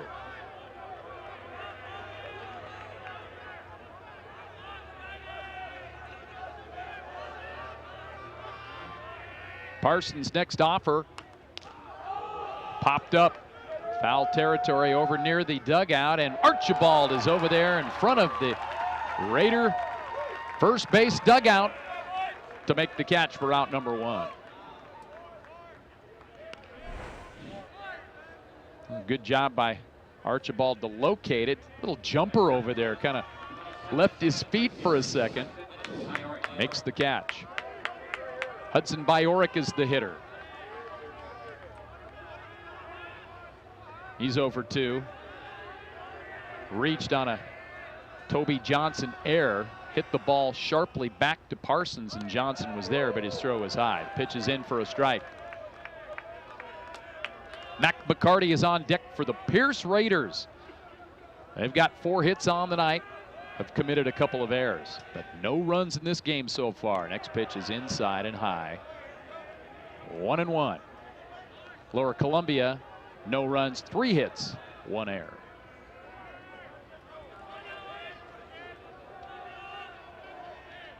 Pitch on the way, and that is hit out towards left field. Here's Crisco gliding in to make the catch. Well, Ian Sanderson, the Red Devil assistant coach, has done a great job positioning the outfielders. Of course, most of the teams that are this good and at this level have those spray charts that they look at and try to use as much data as they can to see the tendencies. And of course, you pitch to that, and he was right there to make it. Here's the pitch by Parsons, in for a strike to Mac McCarty.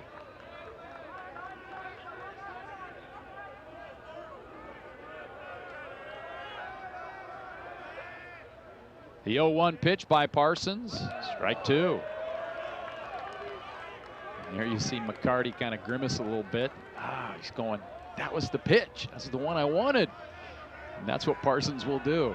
You'll look for that same pitch, and he'll take a little bit off of it, and you swing through it. Tried to put a fastball in there, but it's just a little high, 1-2. Speed Racer helmets, white for Pierce. Here's the 1-2. Swing and a miss. Ladies and gentlemen, we've got ourselves a pitcher's duel going here tonight. 6.5 innings in the books. Lower Columbia nothing, Pierce nothing. 7th inning stretch here on the NWAC Baseball Championship Network. LCC has definitely prepared me to transfer to Oregon State because it's helped me with my study skills. I'm a much harder worker than I was in high school. I had a great support base by the staff, and I've made some great friends that I think I'll carry on with my life. I've definitely loved my classes. I've learned a lot. It's been a healthy environment. Don't be afraid to branch out. The people here are awesome. I'm going to be in it for a while, but down the road I'll be finishing up and be ready to join the workforce. I initially declared my major in mathematics, but I changed my major to computer science after I took just 1 computer science class. When I took a CS class, I realized that it had all of the problem solving that I loved in mathematics, but I could make really cool applications. If you love solving problems, if you have a very logical and mathematical thought process, and you are creative, CS is for you. Really, if you love problem solving, we love you.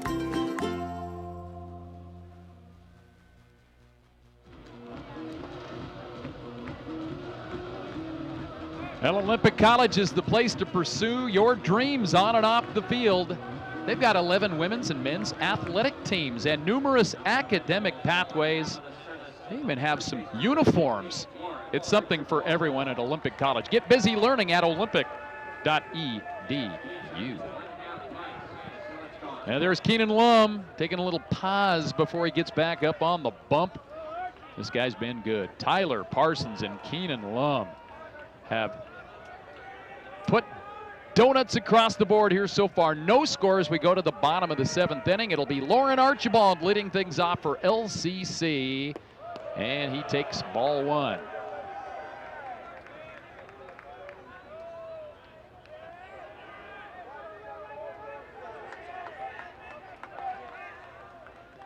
The left-hander's ready. The 1-0 pitch to Arch.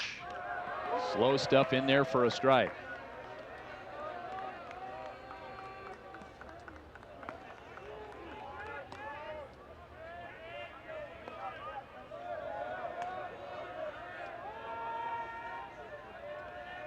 Archibald steps out. Of course, Archibald has home run power over there. We've seen him a couple of times hook one foul over there and hit it off the LCC Fitness Center over there, the house that Jimmy Ray Roffler built over there. Here's the 1-1 pitch on the way. Swing and a miss, and I'll tell you what, he tried to hit that one in Coach Roffler's office.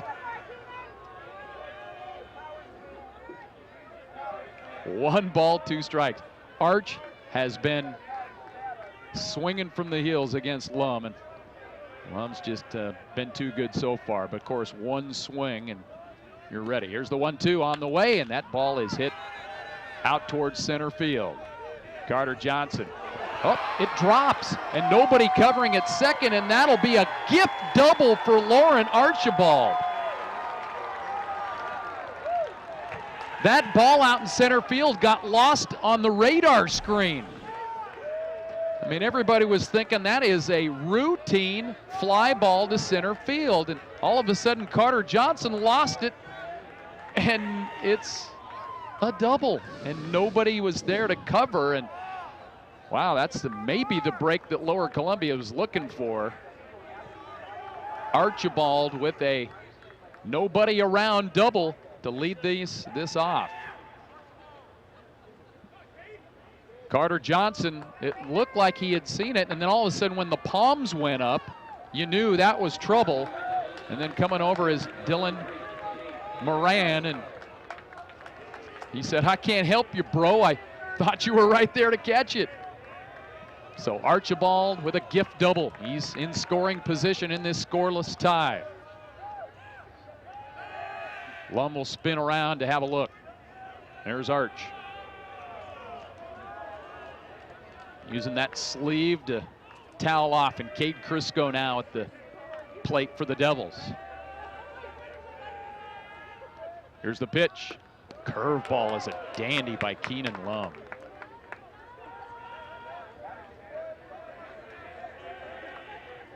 Four hits on each side, but no runs in this one here in the bottom of the 7th.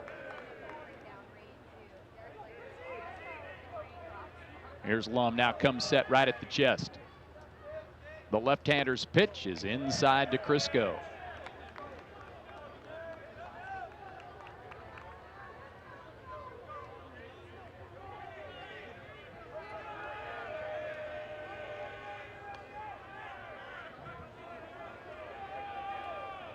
Lum's now ready.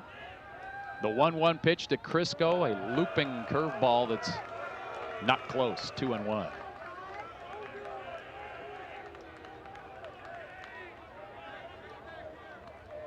Crisco's so consistent as a hitter. And this is a big spot for him right here. Here's the 2-1 offer. Outside, 3-1. Crisco should get a good pitch to hit. There is an open base over there.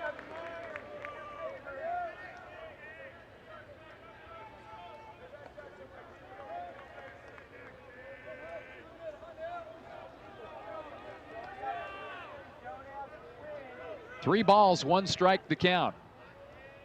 Here's the pitch. That is fouled out of play. Crisco with a big swing there, trying to find a gap. Archibald would not be considered a speed merchant at second base, but like a glacier, once it gets moving, it goes pretty good. Just might take you a while to get it into that gear. 3 balls, 2 strikes, the count. Payoff pitch on the way to Crisco, bounced up there, and that'll be ball 4.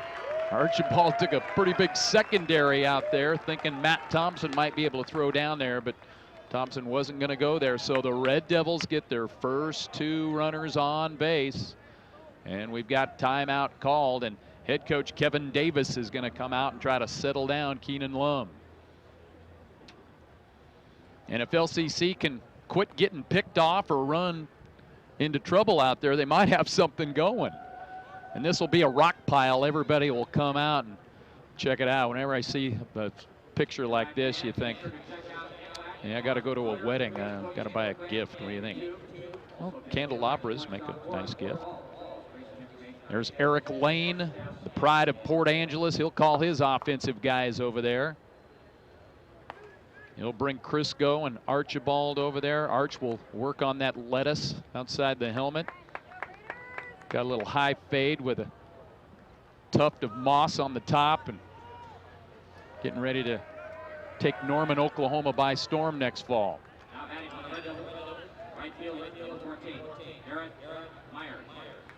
So here's Garrett Myers coming on. 2 runners on, no outs here in the bottom of the 7th inning in this scoreless tie in the winner's bracket of the NWAC championship.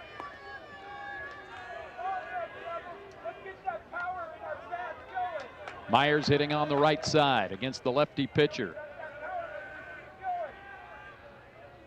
We got a wheel play on here, and Archibald gets back over as the shortstop Schubert started to run towards third base, thinking that maybe Archibald would drift off more, but this is not Lauren Archibald's first rodeo out here. It's like, really? You're worried about me at second base? You weren't there in the fall. I took like 27th place in the sprint competition. Arch is paid to hit, and now they try to put a little play on again. They went plateward there. Schubert was certainly out of position. Strike is called. So all of a sudden the Raiders are getting fancy out there. Got wheel plays and pickoffs, trying to keep the speed demon Lauren Archibald close to the pillow out there. Arch is going, what's going on out here? No balls, 1 strike to Garrett Myers. He shows bunt, squares very early. Here's the pitch on the way, and takes inside. 1-1. So the Raiders are using all of their bunt coverages out there. Runners at first and second with no outs. Former Red Devil coach Kelly Smith, who was in the house yesterday, could be here tonight. That's an auto bunt here with first and second and no outs. Lum calls timeout. Garrett Myers, look at that. Closes the eyes, little meditation, trying to visualize a little bit, get this bunt down. Here's the pitch to him. The bunt is put down. They're going to go over to third, and the Raiders have that bunt play perfectly. Not a good bunt by Garrett Myers. Got it 2 hard and 2 down to third. The bunt is down. There's Archibald, and he's going, oh, I got to dig. I'm meat.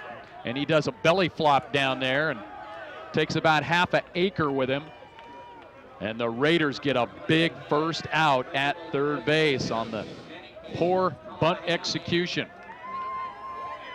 And here's Benny Calavajea, the DH of the Devils, who's 0 for 2, grounded into a double play and flied out to right.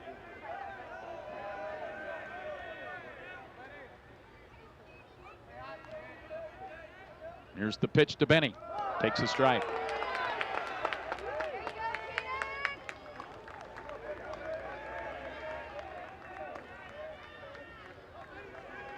Calavajea working those batting gloves. Twirls that bat around. Ready to go. 1 strike to him. Pitch by Lum. And that's hit out towards shortstop. Schubert for 1. Throw over is in time. The double play by the Pierce Raiders, and Eddie Smith is coming out there hot. He doesn't like the call at all. Let's take a look at it. Ground ball hit out there. Nice play by Schubert. And here's the throw over, and it is, no, he is off the bag. So a bad call, and plus another thing that you see there, you see Kahana go back over to the bag. That's a dead giveaway right there.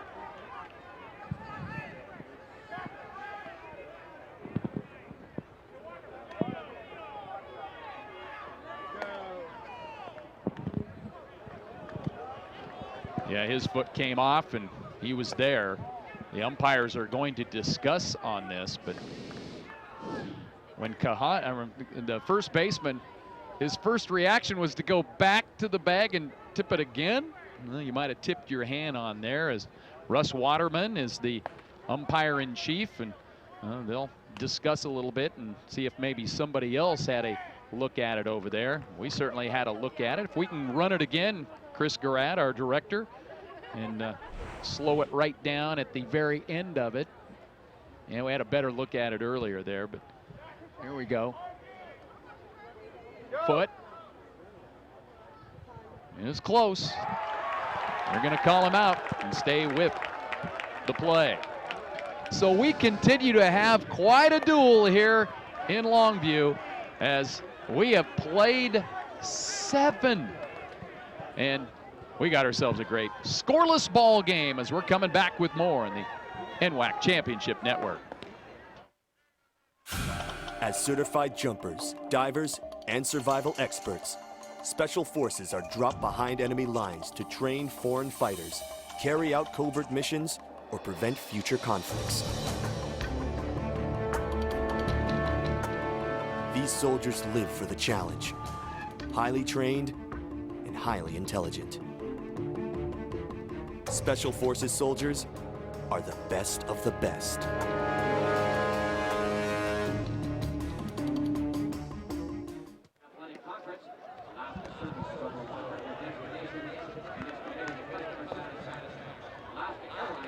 Centralia College, your college for associate degrees, bachelor degrees, and job training. Apply now and get a jump on the classes and financial aid. Application is easy and free. You belong at Centralia College. Visit centralia.edu. Kirk Rowland with you here tonight. We've got a great pitcher's duel. You love good pitching. You like this one. Tyler Parsons has been tremendous. So has Keenan Lum. Here's Parsons' pitch on the way, and that is just inside. Dylan Moran just got out of the way of it. Moran's 0 for 2.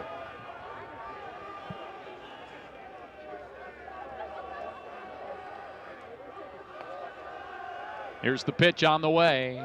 In for a strike, 1-1. Well, Keenan Lum, a veteran pitcher. You expect this out of him, but this fresh-faced freshman from Kelso, wow. Surprised everybody this year, pitched great, and then calm as can be in a big setting here tonight in front of a good crowd in a winner's bracket, second day of the NWAC Championship Tournament. The lefty's 2-1 pitch on the way, and that is hit on a rope out to Toby Johnson, who snares it for out number 1.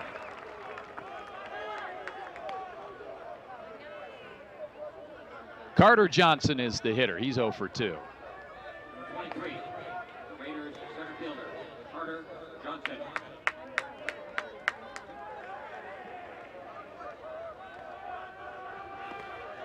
Parsons is ready. Here's the pitch on the way. That's a little outside and tall for ball 1. We're going to have 3 more ball games tomorrow. We'll have a pair on Sunday and 1, maybe 2 on Championship Monday.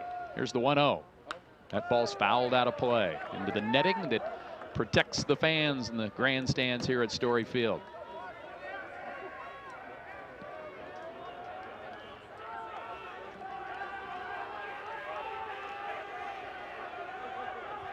Here's the 1-1.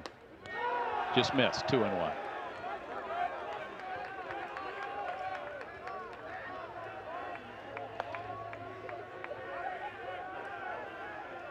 Tyler Parsons, a little spittle, and now he's ready. The 2-1. Hit out to Johnson. Nice Christmas hop. Throws over to first.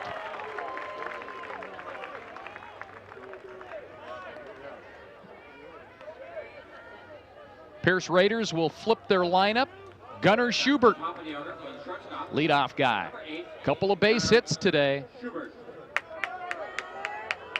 As expected, made some nice defensive plays as well, including that double play that just ended that last LCC opportunity. Parsons ready, the pitch on the way low. Picked out by Cameron Campbell, the Red Devil receiver.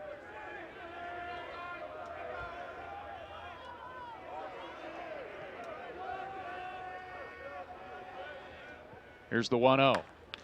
Fly ball hit out to right center field. And again, the Devils had him played perfectly out there. Ryan Enquist is there to make the catch. And we are through 7.5. Zeros all lined up in a row. Red Devils nothing, Pierce nothing. We're coming back with more on the NWAC Baseball Championship Network. The first day of school is kind of scary. You don't know your teachers yet or who your friends will be. But school is really important. It's how you learn things and grow. Okay, I'm ready. You're gonna do great, Mommy.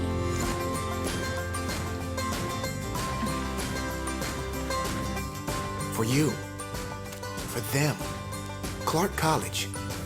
Get started today at clark.edu.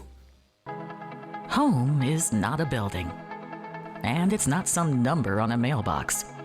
It's a place where we grow and love and learn. At Southern Oregon University, our people, our programs, our place blend together like a family. With over 40 majors, exceptional faculty, and a commitment to inclusion and diversity. Once you become a Southern Oregon University Raider, you're home. We're back here to David Story Field. That's what you see out in center field here. Jack Riley, Ed Sheff, Scott Carnahan, Steve Farrington, Rob Hippie, and Kelly Smith. You want to talk about an assortment of great Northwest baseball coaches. These are all guys that have been either the head coach, and in Rob Hippie's case, the longtime pitching coach in 2 stints. And it was great to see Carnahan, Smith, and Hippie all here at the ballpark this weekend. No score as we go to the bottom of the 8th inning, and there's the pitch to Taylor Davis for strike 1. Keenan Lum has been so good. Tyler Parsons has been so good. This has been fun. Here's the pitch. That ball is hit foul. Davis got in front of that thing and roped it down there, foul. Davis 1 for 2 here today. Great athlete out of Federal Way. Has pitched this year as well, was the closer early in the going. Here's the 0-2 pitch to him. Very high, 1-2. Talking about Jack Riley, the former Red Devil coach who went on to Oregon State. Ed Sheff, the former Red Devil coach who went on to Lewis Clark State, numerous championships. Here's the 1-2. Swing and a miss. Great breaking pitch by Keenan Lum.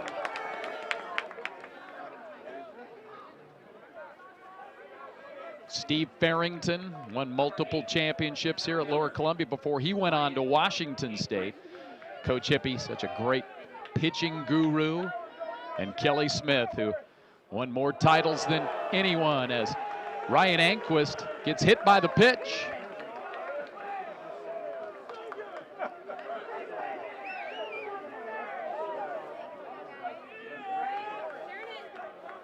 Corey Conklin will step up.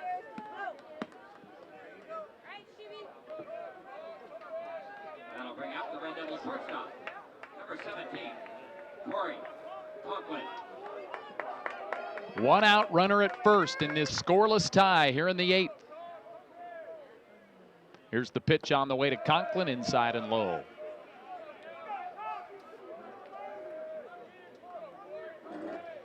This is like one of those staring contests where you sit there and lock eyes and see who blinks. And so far, daggers on each side. Pitch in the dirt. Good job by Matt Thompson to keep it in front. You can see the urgency on those Red Devil catchers and Pierce catchers. Anything low, gotta keep it in front.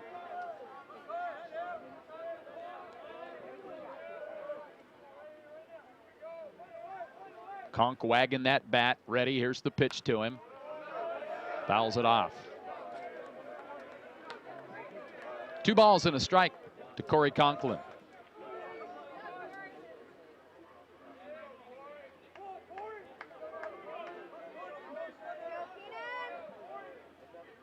Conklin back in there. Lum is ready. Here's the 2-1.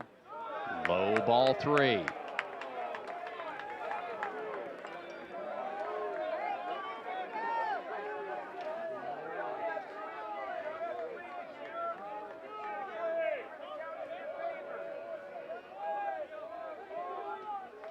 Three-one pitch upcoming. Keenan Lum comes plateward. Ball 4. Devils have 2 runners on.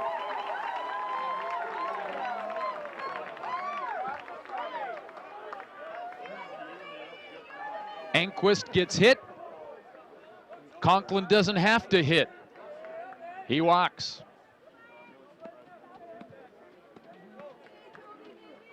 And that'll bring a conference by the Pierce infield. Toby Johnson will be coming up, working on those batting gloves. Ready to hit. Can't get those things tight enough right now.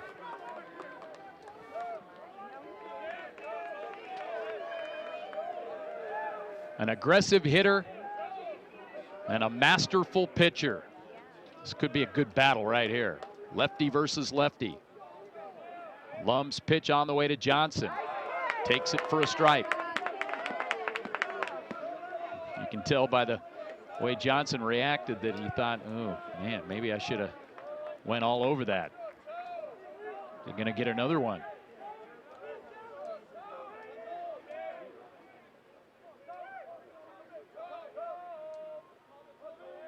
Lum to the plate. Strike 2. Normally very aggressive Toby Johnson. He takes 2 and now finds himself in the hole.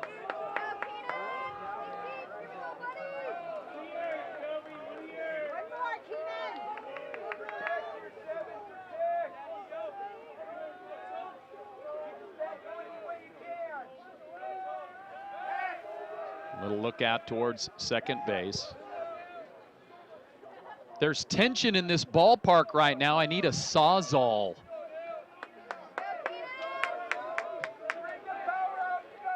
Home improvement reference.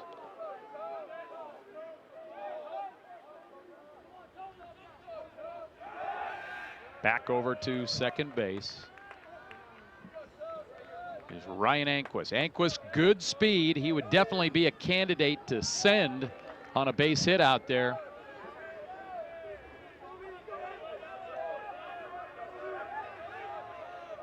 Lum ahead in the count, 0-2. Comes to the plate. Toby Johnson hits it foul down wide of first.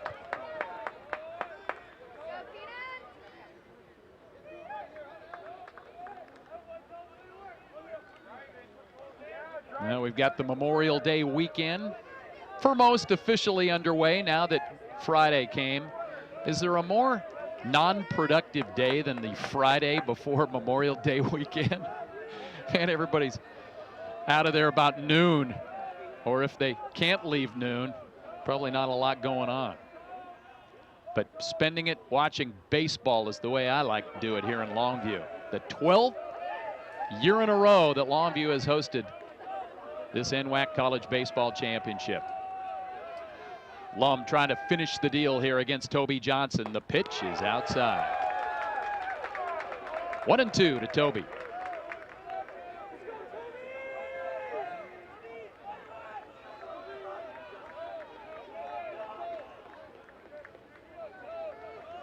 Johnson will be going to Arkansas State next year. Another former Devil, Jake Backamus, down there. Here's the 1-2 pitch. Swing and a miss. Ball was dropped. Bag is occupied, and that'll be a big strikeout for Keenan Lum. And now 2 outs, and it'll be up to Cameron Campbell to get a clutch hit.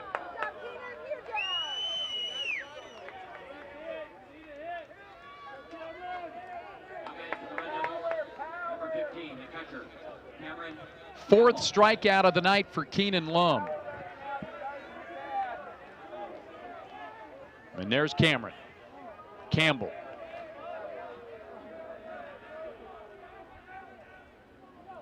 Pitch. What a job by Matt Thompson. As Lum bounced it in front of him, and he just ate that thing. Just swallowed it whole as it bounced right in front of him. Meanwhile, Cam Campbell knows he's in a big situation. Boy, you see all these guys deep breathing, sighing, trying to calm their nerves and trying to come up with a big base hit. Here's the 1-0. Low, 2-0.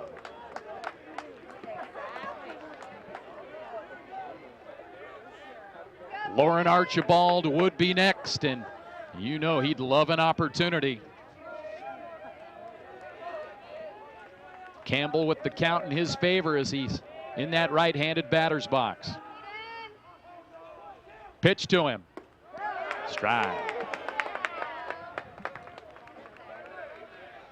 My guess is he was going to take until he got a strike, and now he can go to work. Campbell spits before he gets in, and it's a cotton ball. 2 balls, 1 strike the count to him, and that is popped up out there behind second base. Shortstop Schubert going out, and we will continue on in this scoreless battle as the Red Devils get a couple of runners on, but they can't move them around. What a ball game here tonight. After 8, it's Lower Columbia nothing, Pierce nothing. We're back with more on the NWAC Baseball Championship Network. I love biology because I'm interested in how different ticks can be on different trails can actually impact human infection rates of Rocky Mountain spotted fever. I did all of the research from the ground up. I got into grad school at the University of Notre Dame. The research opportunities that I've gotten here were absolutely instrumental in my getting into grad school. I love bugs and other arthropods, yeah, especially the ones that carry disease.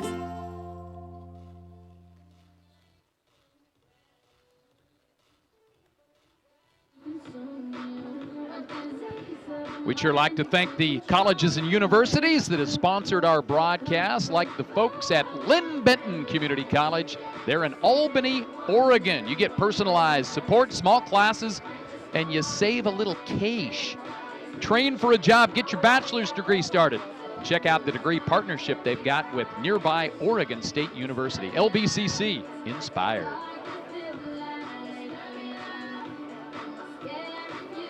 Pretty inspirational pitching here tonight. Tyler Parsons and Keenan Lum. What a showdown in the middle of Longview on this Memorial Day weekend Friday night. It's the NWAC Baseball Championships. 0-0. And here come the Pierce Raiders. Andrew Barrera will lead things off. 1 for 3 on the evening. Parsons' pitch on the way, and that's a fly ball hit out to right field. Garrett Myers tracking back. He's under it to make the catch for out number 1. 1 pitch, 1 out.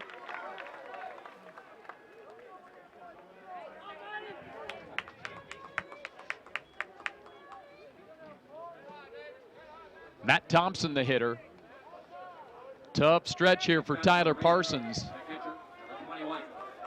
2, 3, and 4 in the lineup here, so a couple of tough hombres to try to take care of here in the top of the 9th inning. Pitch to Thompson. Ooh, where was that? Look right there. Home plate umpire Michael Goebel must have felt it was low. Parsons with the rock and fire, and that's a ground ball hit out to Conklin. Conklin can't, he's got to eat it. Oh, got it over there for the out. Conklin had to double clutch, made a strong throw over there to get the out. Close play at first. Boy, Conk came in, the ball jumped up on him. Great, had to double clutch over there and made the play. Nice stretch by Lauren Archibald. Boy, I thought after that ball rolled up on the sleeve of Conklin, he had no chance. He stayed with it and made a strong throw over there for out number 2.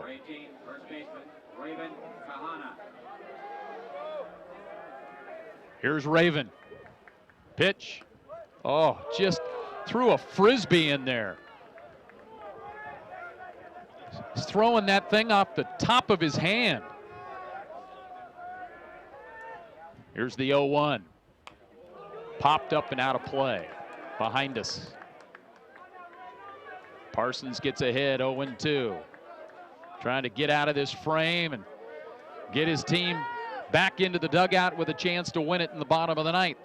But this is a tough out to get here in Raven Kahana. He is 0 for 3. Here's the pitch on the way. Oh, just low. And Cameron Campbell held it out there long enough to read NWAC on the side of the Baden baseball. And Michael Goebel says no. Here's the 1-2 on the way. That's high. 2-2 the count.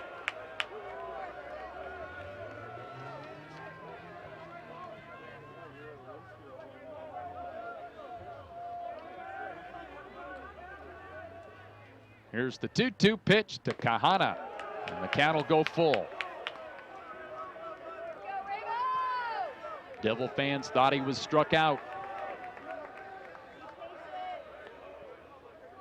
Boy, Parsons looks so calm out there in this big game. Here's the 3-2 outside and a 2-out walk for Raven Kahana. And Josh Palmquist will come to the plate. He's 0 for 3 against Parsons. Hey, don't sweat it. A bunch of your teammates are in the same boat here today. It has been all about pitching here tonight. Tyler Parsons against Keenan Lum.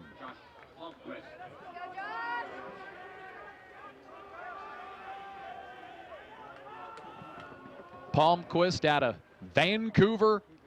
And there's a breaking ball in for a strike.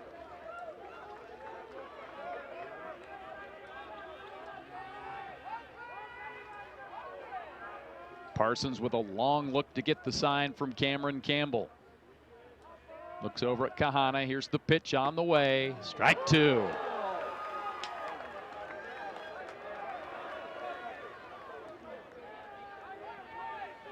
Palmquist, who does a little kind of a shoulder bisect pump before he gets into the batter's box every time. Here's the 0-2 on the way, and that ball is hit out into right field for a base hit. So the Raiders not gonna go down here in the ninth quietly. Good piece of hitting by Josh Palmquist. Hudson Bajorek is now the hitter.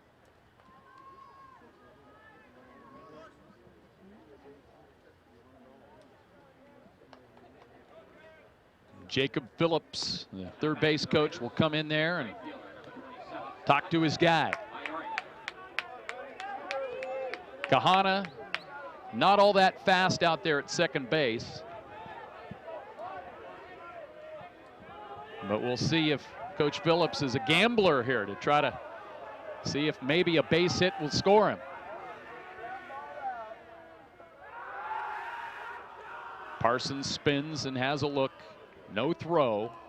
Now Campbell is going to come out, and Eddie Smith, the head coach of the Red Devils, also is going to slow stroll it out to the mound to have a chat with Tyler Parsons.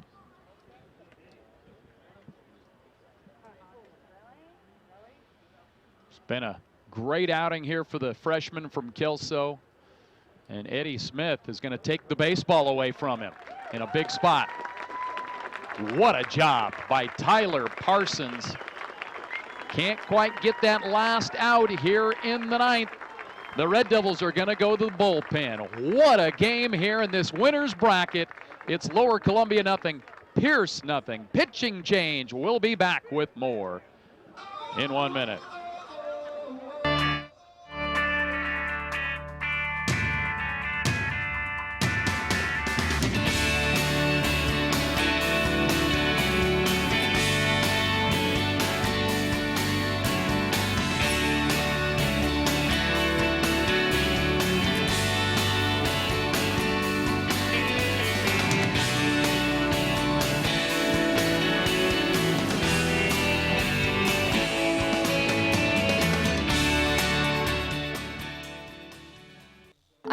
biology because I'm interested in how different ticks can be on different trails can actually impact human infection rates of Rocky Mountain spotted fever. I did all of the research from the ground up.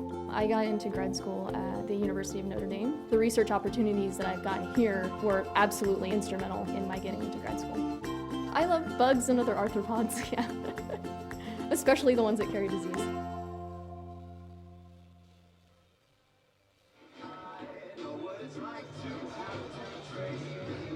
Lynn Benton Community College. They'll prepare you for an inspired future. You get personalized support, small classes, and you save money. Train for a job, get your bachelor's degree started, or check out the degree partnership program with Oregon State. It's LBCC inspired.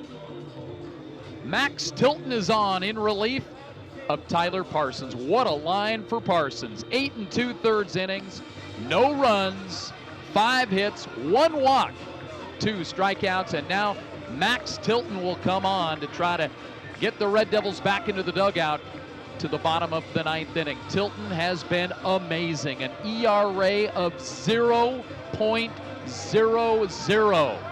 34 innings pitched, no runs given up. 17 strikeouts and 7 walks. So here we go. Hudson Biorik. He's ready. Pitch on the way. Tilton, curveball is in for a strike. Got that slide piece that's effective. Max Tilton, another local guy. You want to talk about the Longview-Kelso area being represented here tonight. Tyler Parsons, we are Kelso, and now Mark Morris's Max Tilton on to try to get it done. Another slider in for a strike, 0-2.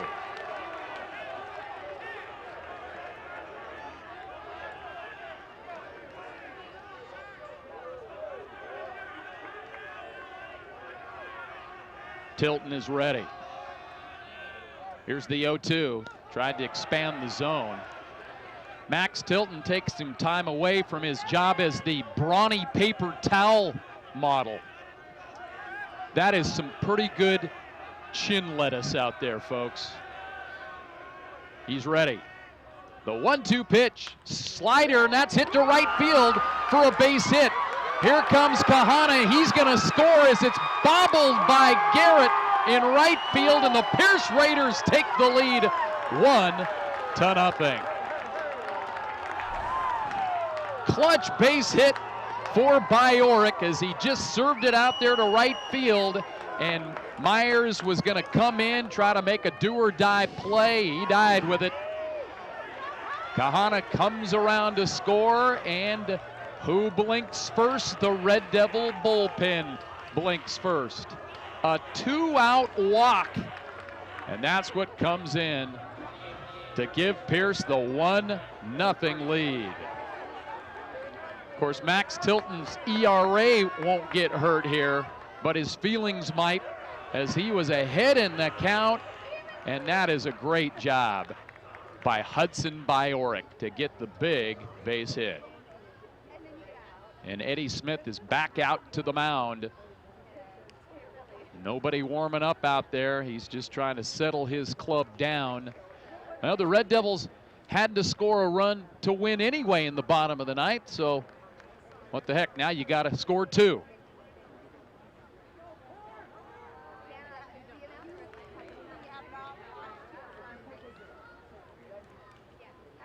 And the home plate umpire, Michael Goebel, will break it up.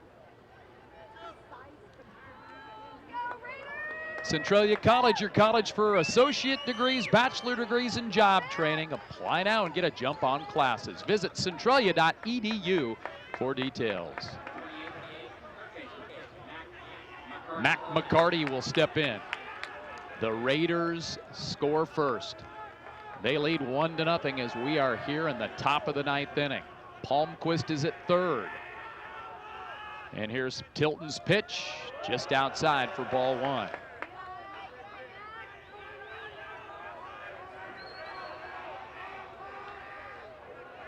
McCarty is 0 for 3. Calls timeout. Might have had some specks up near the eyes. Now he's back in and ready. The 1-0. Low, kept in front.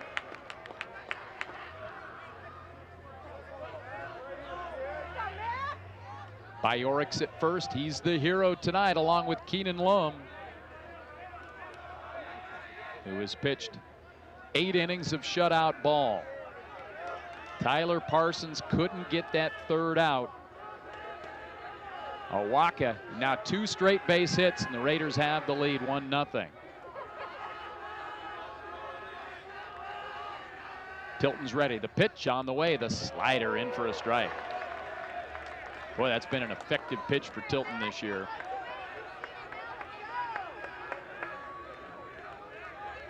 Got to give Byorik a lot of credit, though, for not doing too much with that pitch. Just got the bat on it and put it out there in right field. Here's the pitch by Tilton. That time the slider's a little outside.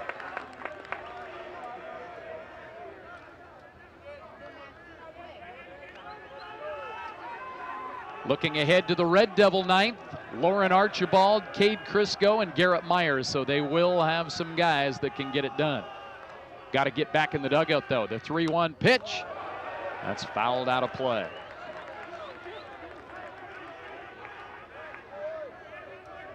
High drama in Longview tonight.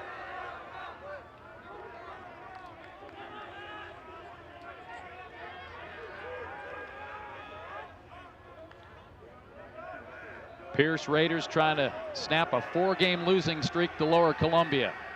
Here's the payoff pitch, slider, and that's a fly ball hit out to right field. Myers is underneath that thing, makes the catch, but the Pierce Raiders get on the board first. On the frame for Pierce. 1 run, 2 hits, no errors, 2 runners left on base. We go to the bottom of the 9th. Pierce 1, Lower Columbia nothing. The first day of school is kind of scary. You don't know your teachers yet or who your friends will be. But school is really important. It's how you learn things and grow. Okay, I'm ready. You're gonna do great, Mommy.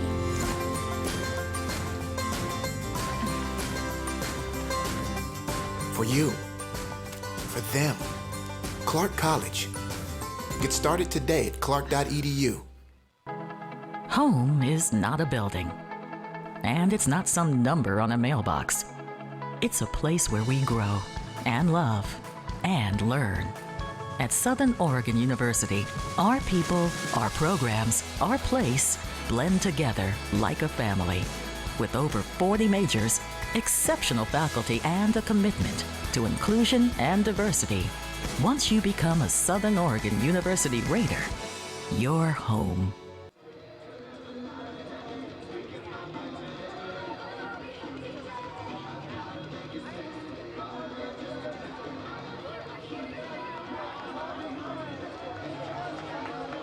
Thinking about transferring? Think about Eastern Washington University. EWU, minutes from trails and lakes, as well as the state's 2nd largest city. But it's not just a great location. EWU offers cutting-edge STEM degrees and is Washington State's best academic value for transfer students. Learn more today at ewu.edu/transfer.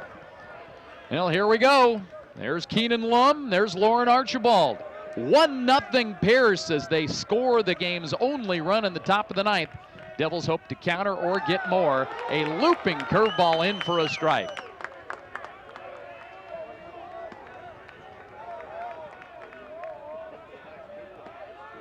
There's Lum. His teammates got him the run. Can he close it out? Pitch is low. 1-1 to Archibald. Lauren is 1 for 3 tonight. Had a double his last time up on a fly ball that looked easy, and the center fielder, Carter Johnson, lost it in the lights. 1-1 pitch to Arch. Strike. 1-2.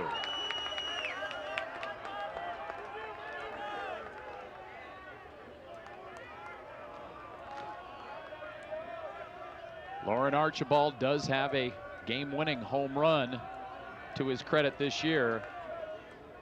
He won't be able to win a game with a home run. He just wants to get on base. Hits it out to center field, and that'll get down for a base hit. Boy, this guy's a great hitter. Lauren Archibald with a lead-off single. He's the tying run aboard.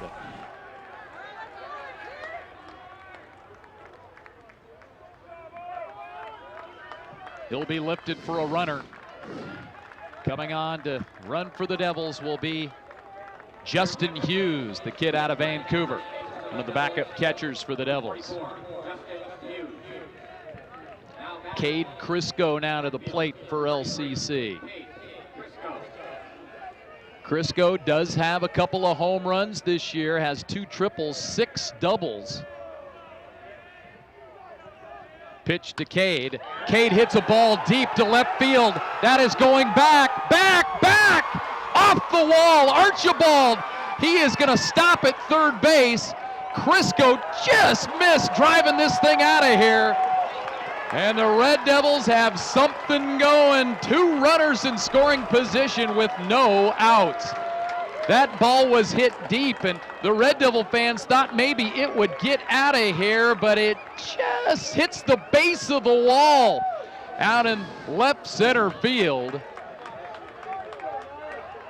And so now Garrett Myers is the batter.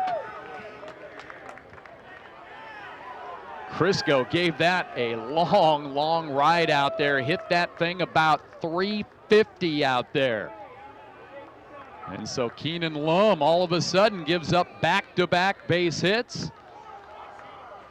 Good decision because Hughes was coming around third there, and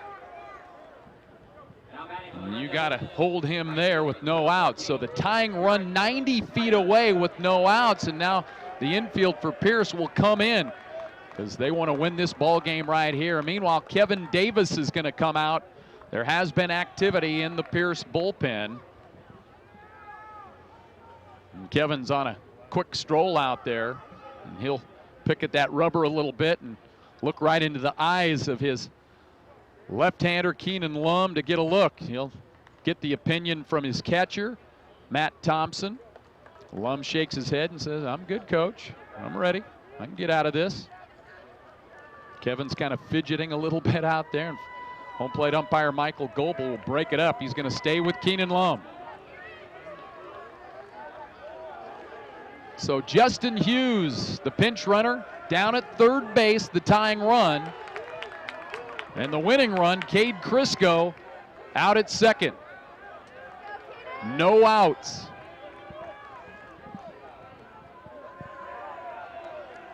Garrett Myers, 0 for 3. Here's the pitch on the way to him. Bounced in front of Thompson, and now he has to become a wall back there. If it gets past him, this game's tied. Infield in, although the shortstop is back a couple of steps in the dirt. Keenan Lum trying to get out of the jam. Here's the pitch to Garrett Myers. Outside, ball 2. There is an open base.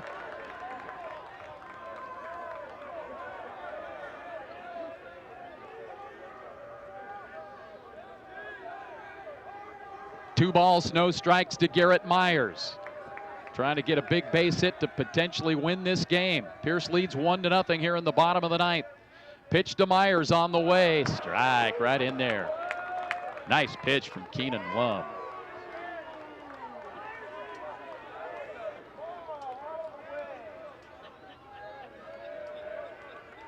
Bent at the waist is Keenan Lum looking in. Devils have his attention right now. Here's the 2-1 pitch on the way. Fouled out of play, 2-2.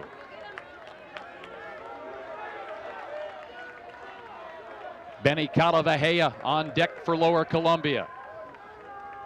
But right now the spotlight on Garrett Myers and on pitcher Keenan Lum, who has been brilliant here tonight. Here's the 2-2 pitch on the way. That ball is hit out to left field. It's dumping down, and that will get down for a base hit. Crisco comes in to score. The Red Devils win the ball game in the bottom of the 9th inning. Garrett Myers puts one out into left field, and it dumps down in front of Dylan Moran, and everything here tonight happens in the 9th inning as Lower Columbia rallies to take a great victory here tonight in the NWAC Championship Tournament. A great effort by Dylan Moran, but it drops in, and Garrett Myers gets mobbed out there. He's got your game winner as Crisco with a good read on it. He saw it was getting down, and he wasn't going to slow down. And the LCC Red Devils, the defending NWAC champions, stay in the winner's bracket. What a ball game here tonight. Amazing pitching performance. Max Tilton will get the win in relief. Keenan Lum, the tough luck loser, as he was absolutely outstanding. But the LCC Red Devils with 3 consecutive base hits in the 9th inning, and they beat the Pierce Raiders by a score of 2-1. Wow, look at that pile out at second base with water flying. That is a dog pile normally reserved on Championship Monday. That was such a great win. And look at Keenan Lum holding his head up high. The Red Devils with nothing but respect for that guy. Keenan Lum was absolutely great. And all he can do is just say, wow, how did that happen so quickly? What a ball game. Let's go down on the field with Taylor Blackman. She's got Garrett Myers. Thanks, Jim. I'm here with Garrett Myers, who had the game-winning RBI tonight. Congratulations on your game-winning hit. What kind of pitch was it that you hit? That was definitely a curveball. How did it feel to hit that? It's a rush, but it was great. These two teams have been a rivalry. What can you say about the rival? You know, it's always great playing them. It's always fun. They bring it every single time, and we got to come back and bring it right back. Sometimes we go right into the 9th like that. It's always fun playing them. What are you and your teammates going to do to prepare for tomorrow's game against Yakima Valley? Oh, that's who we're playing? All right. We're just going to keep taking each game pitch at a time and keep doing what we're doing. It's just like any other week. Congratulations on the win and the RBI. Good luck tomorrow to you and your team. Thank you. Back to you, Jim. Thank you, Taylor.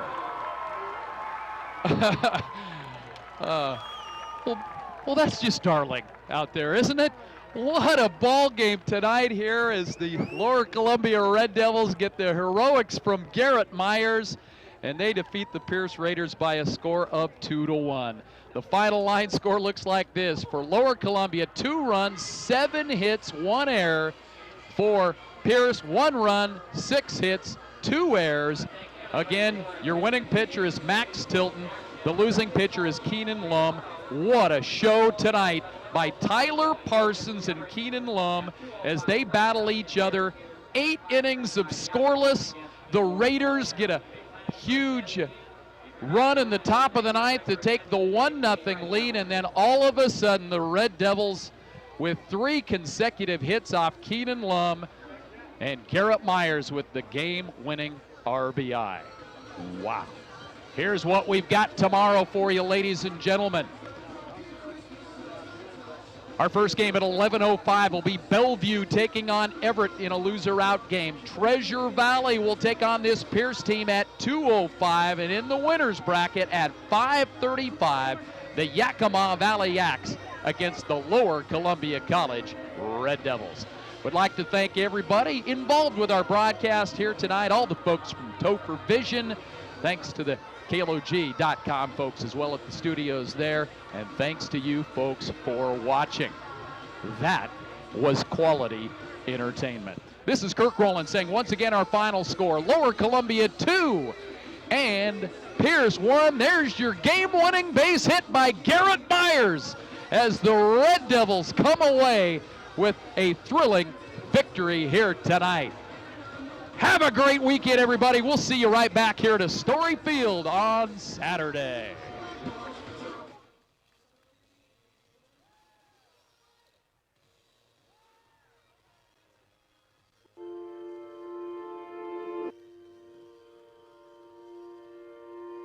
It's all around us. It's the ground upon which we stand. The well-worn paths, and the ones that haven't been forged. It's our history, and our what lies ahead. It's ours to nurture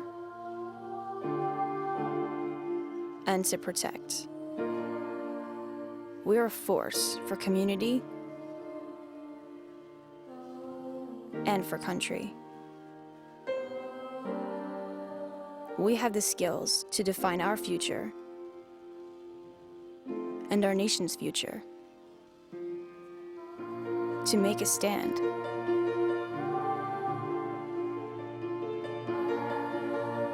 For our way of life. And we will so promise back into the land of the free.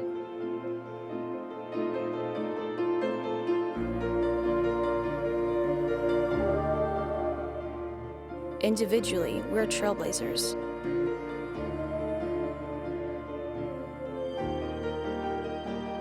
Pioneers, preservationists.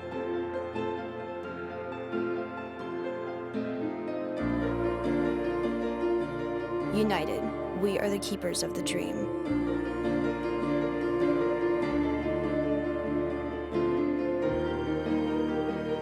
And we are on guard.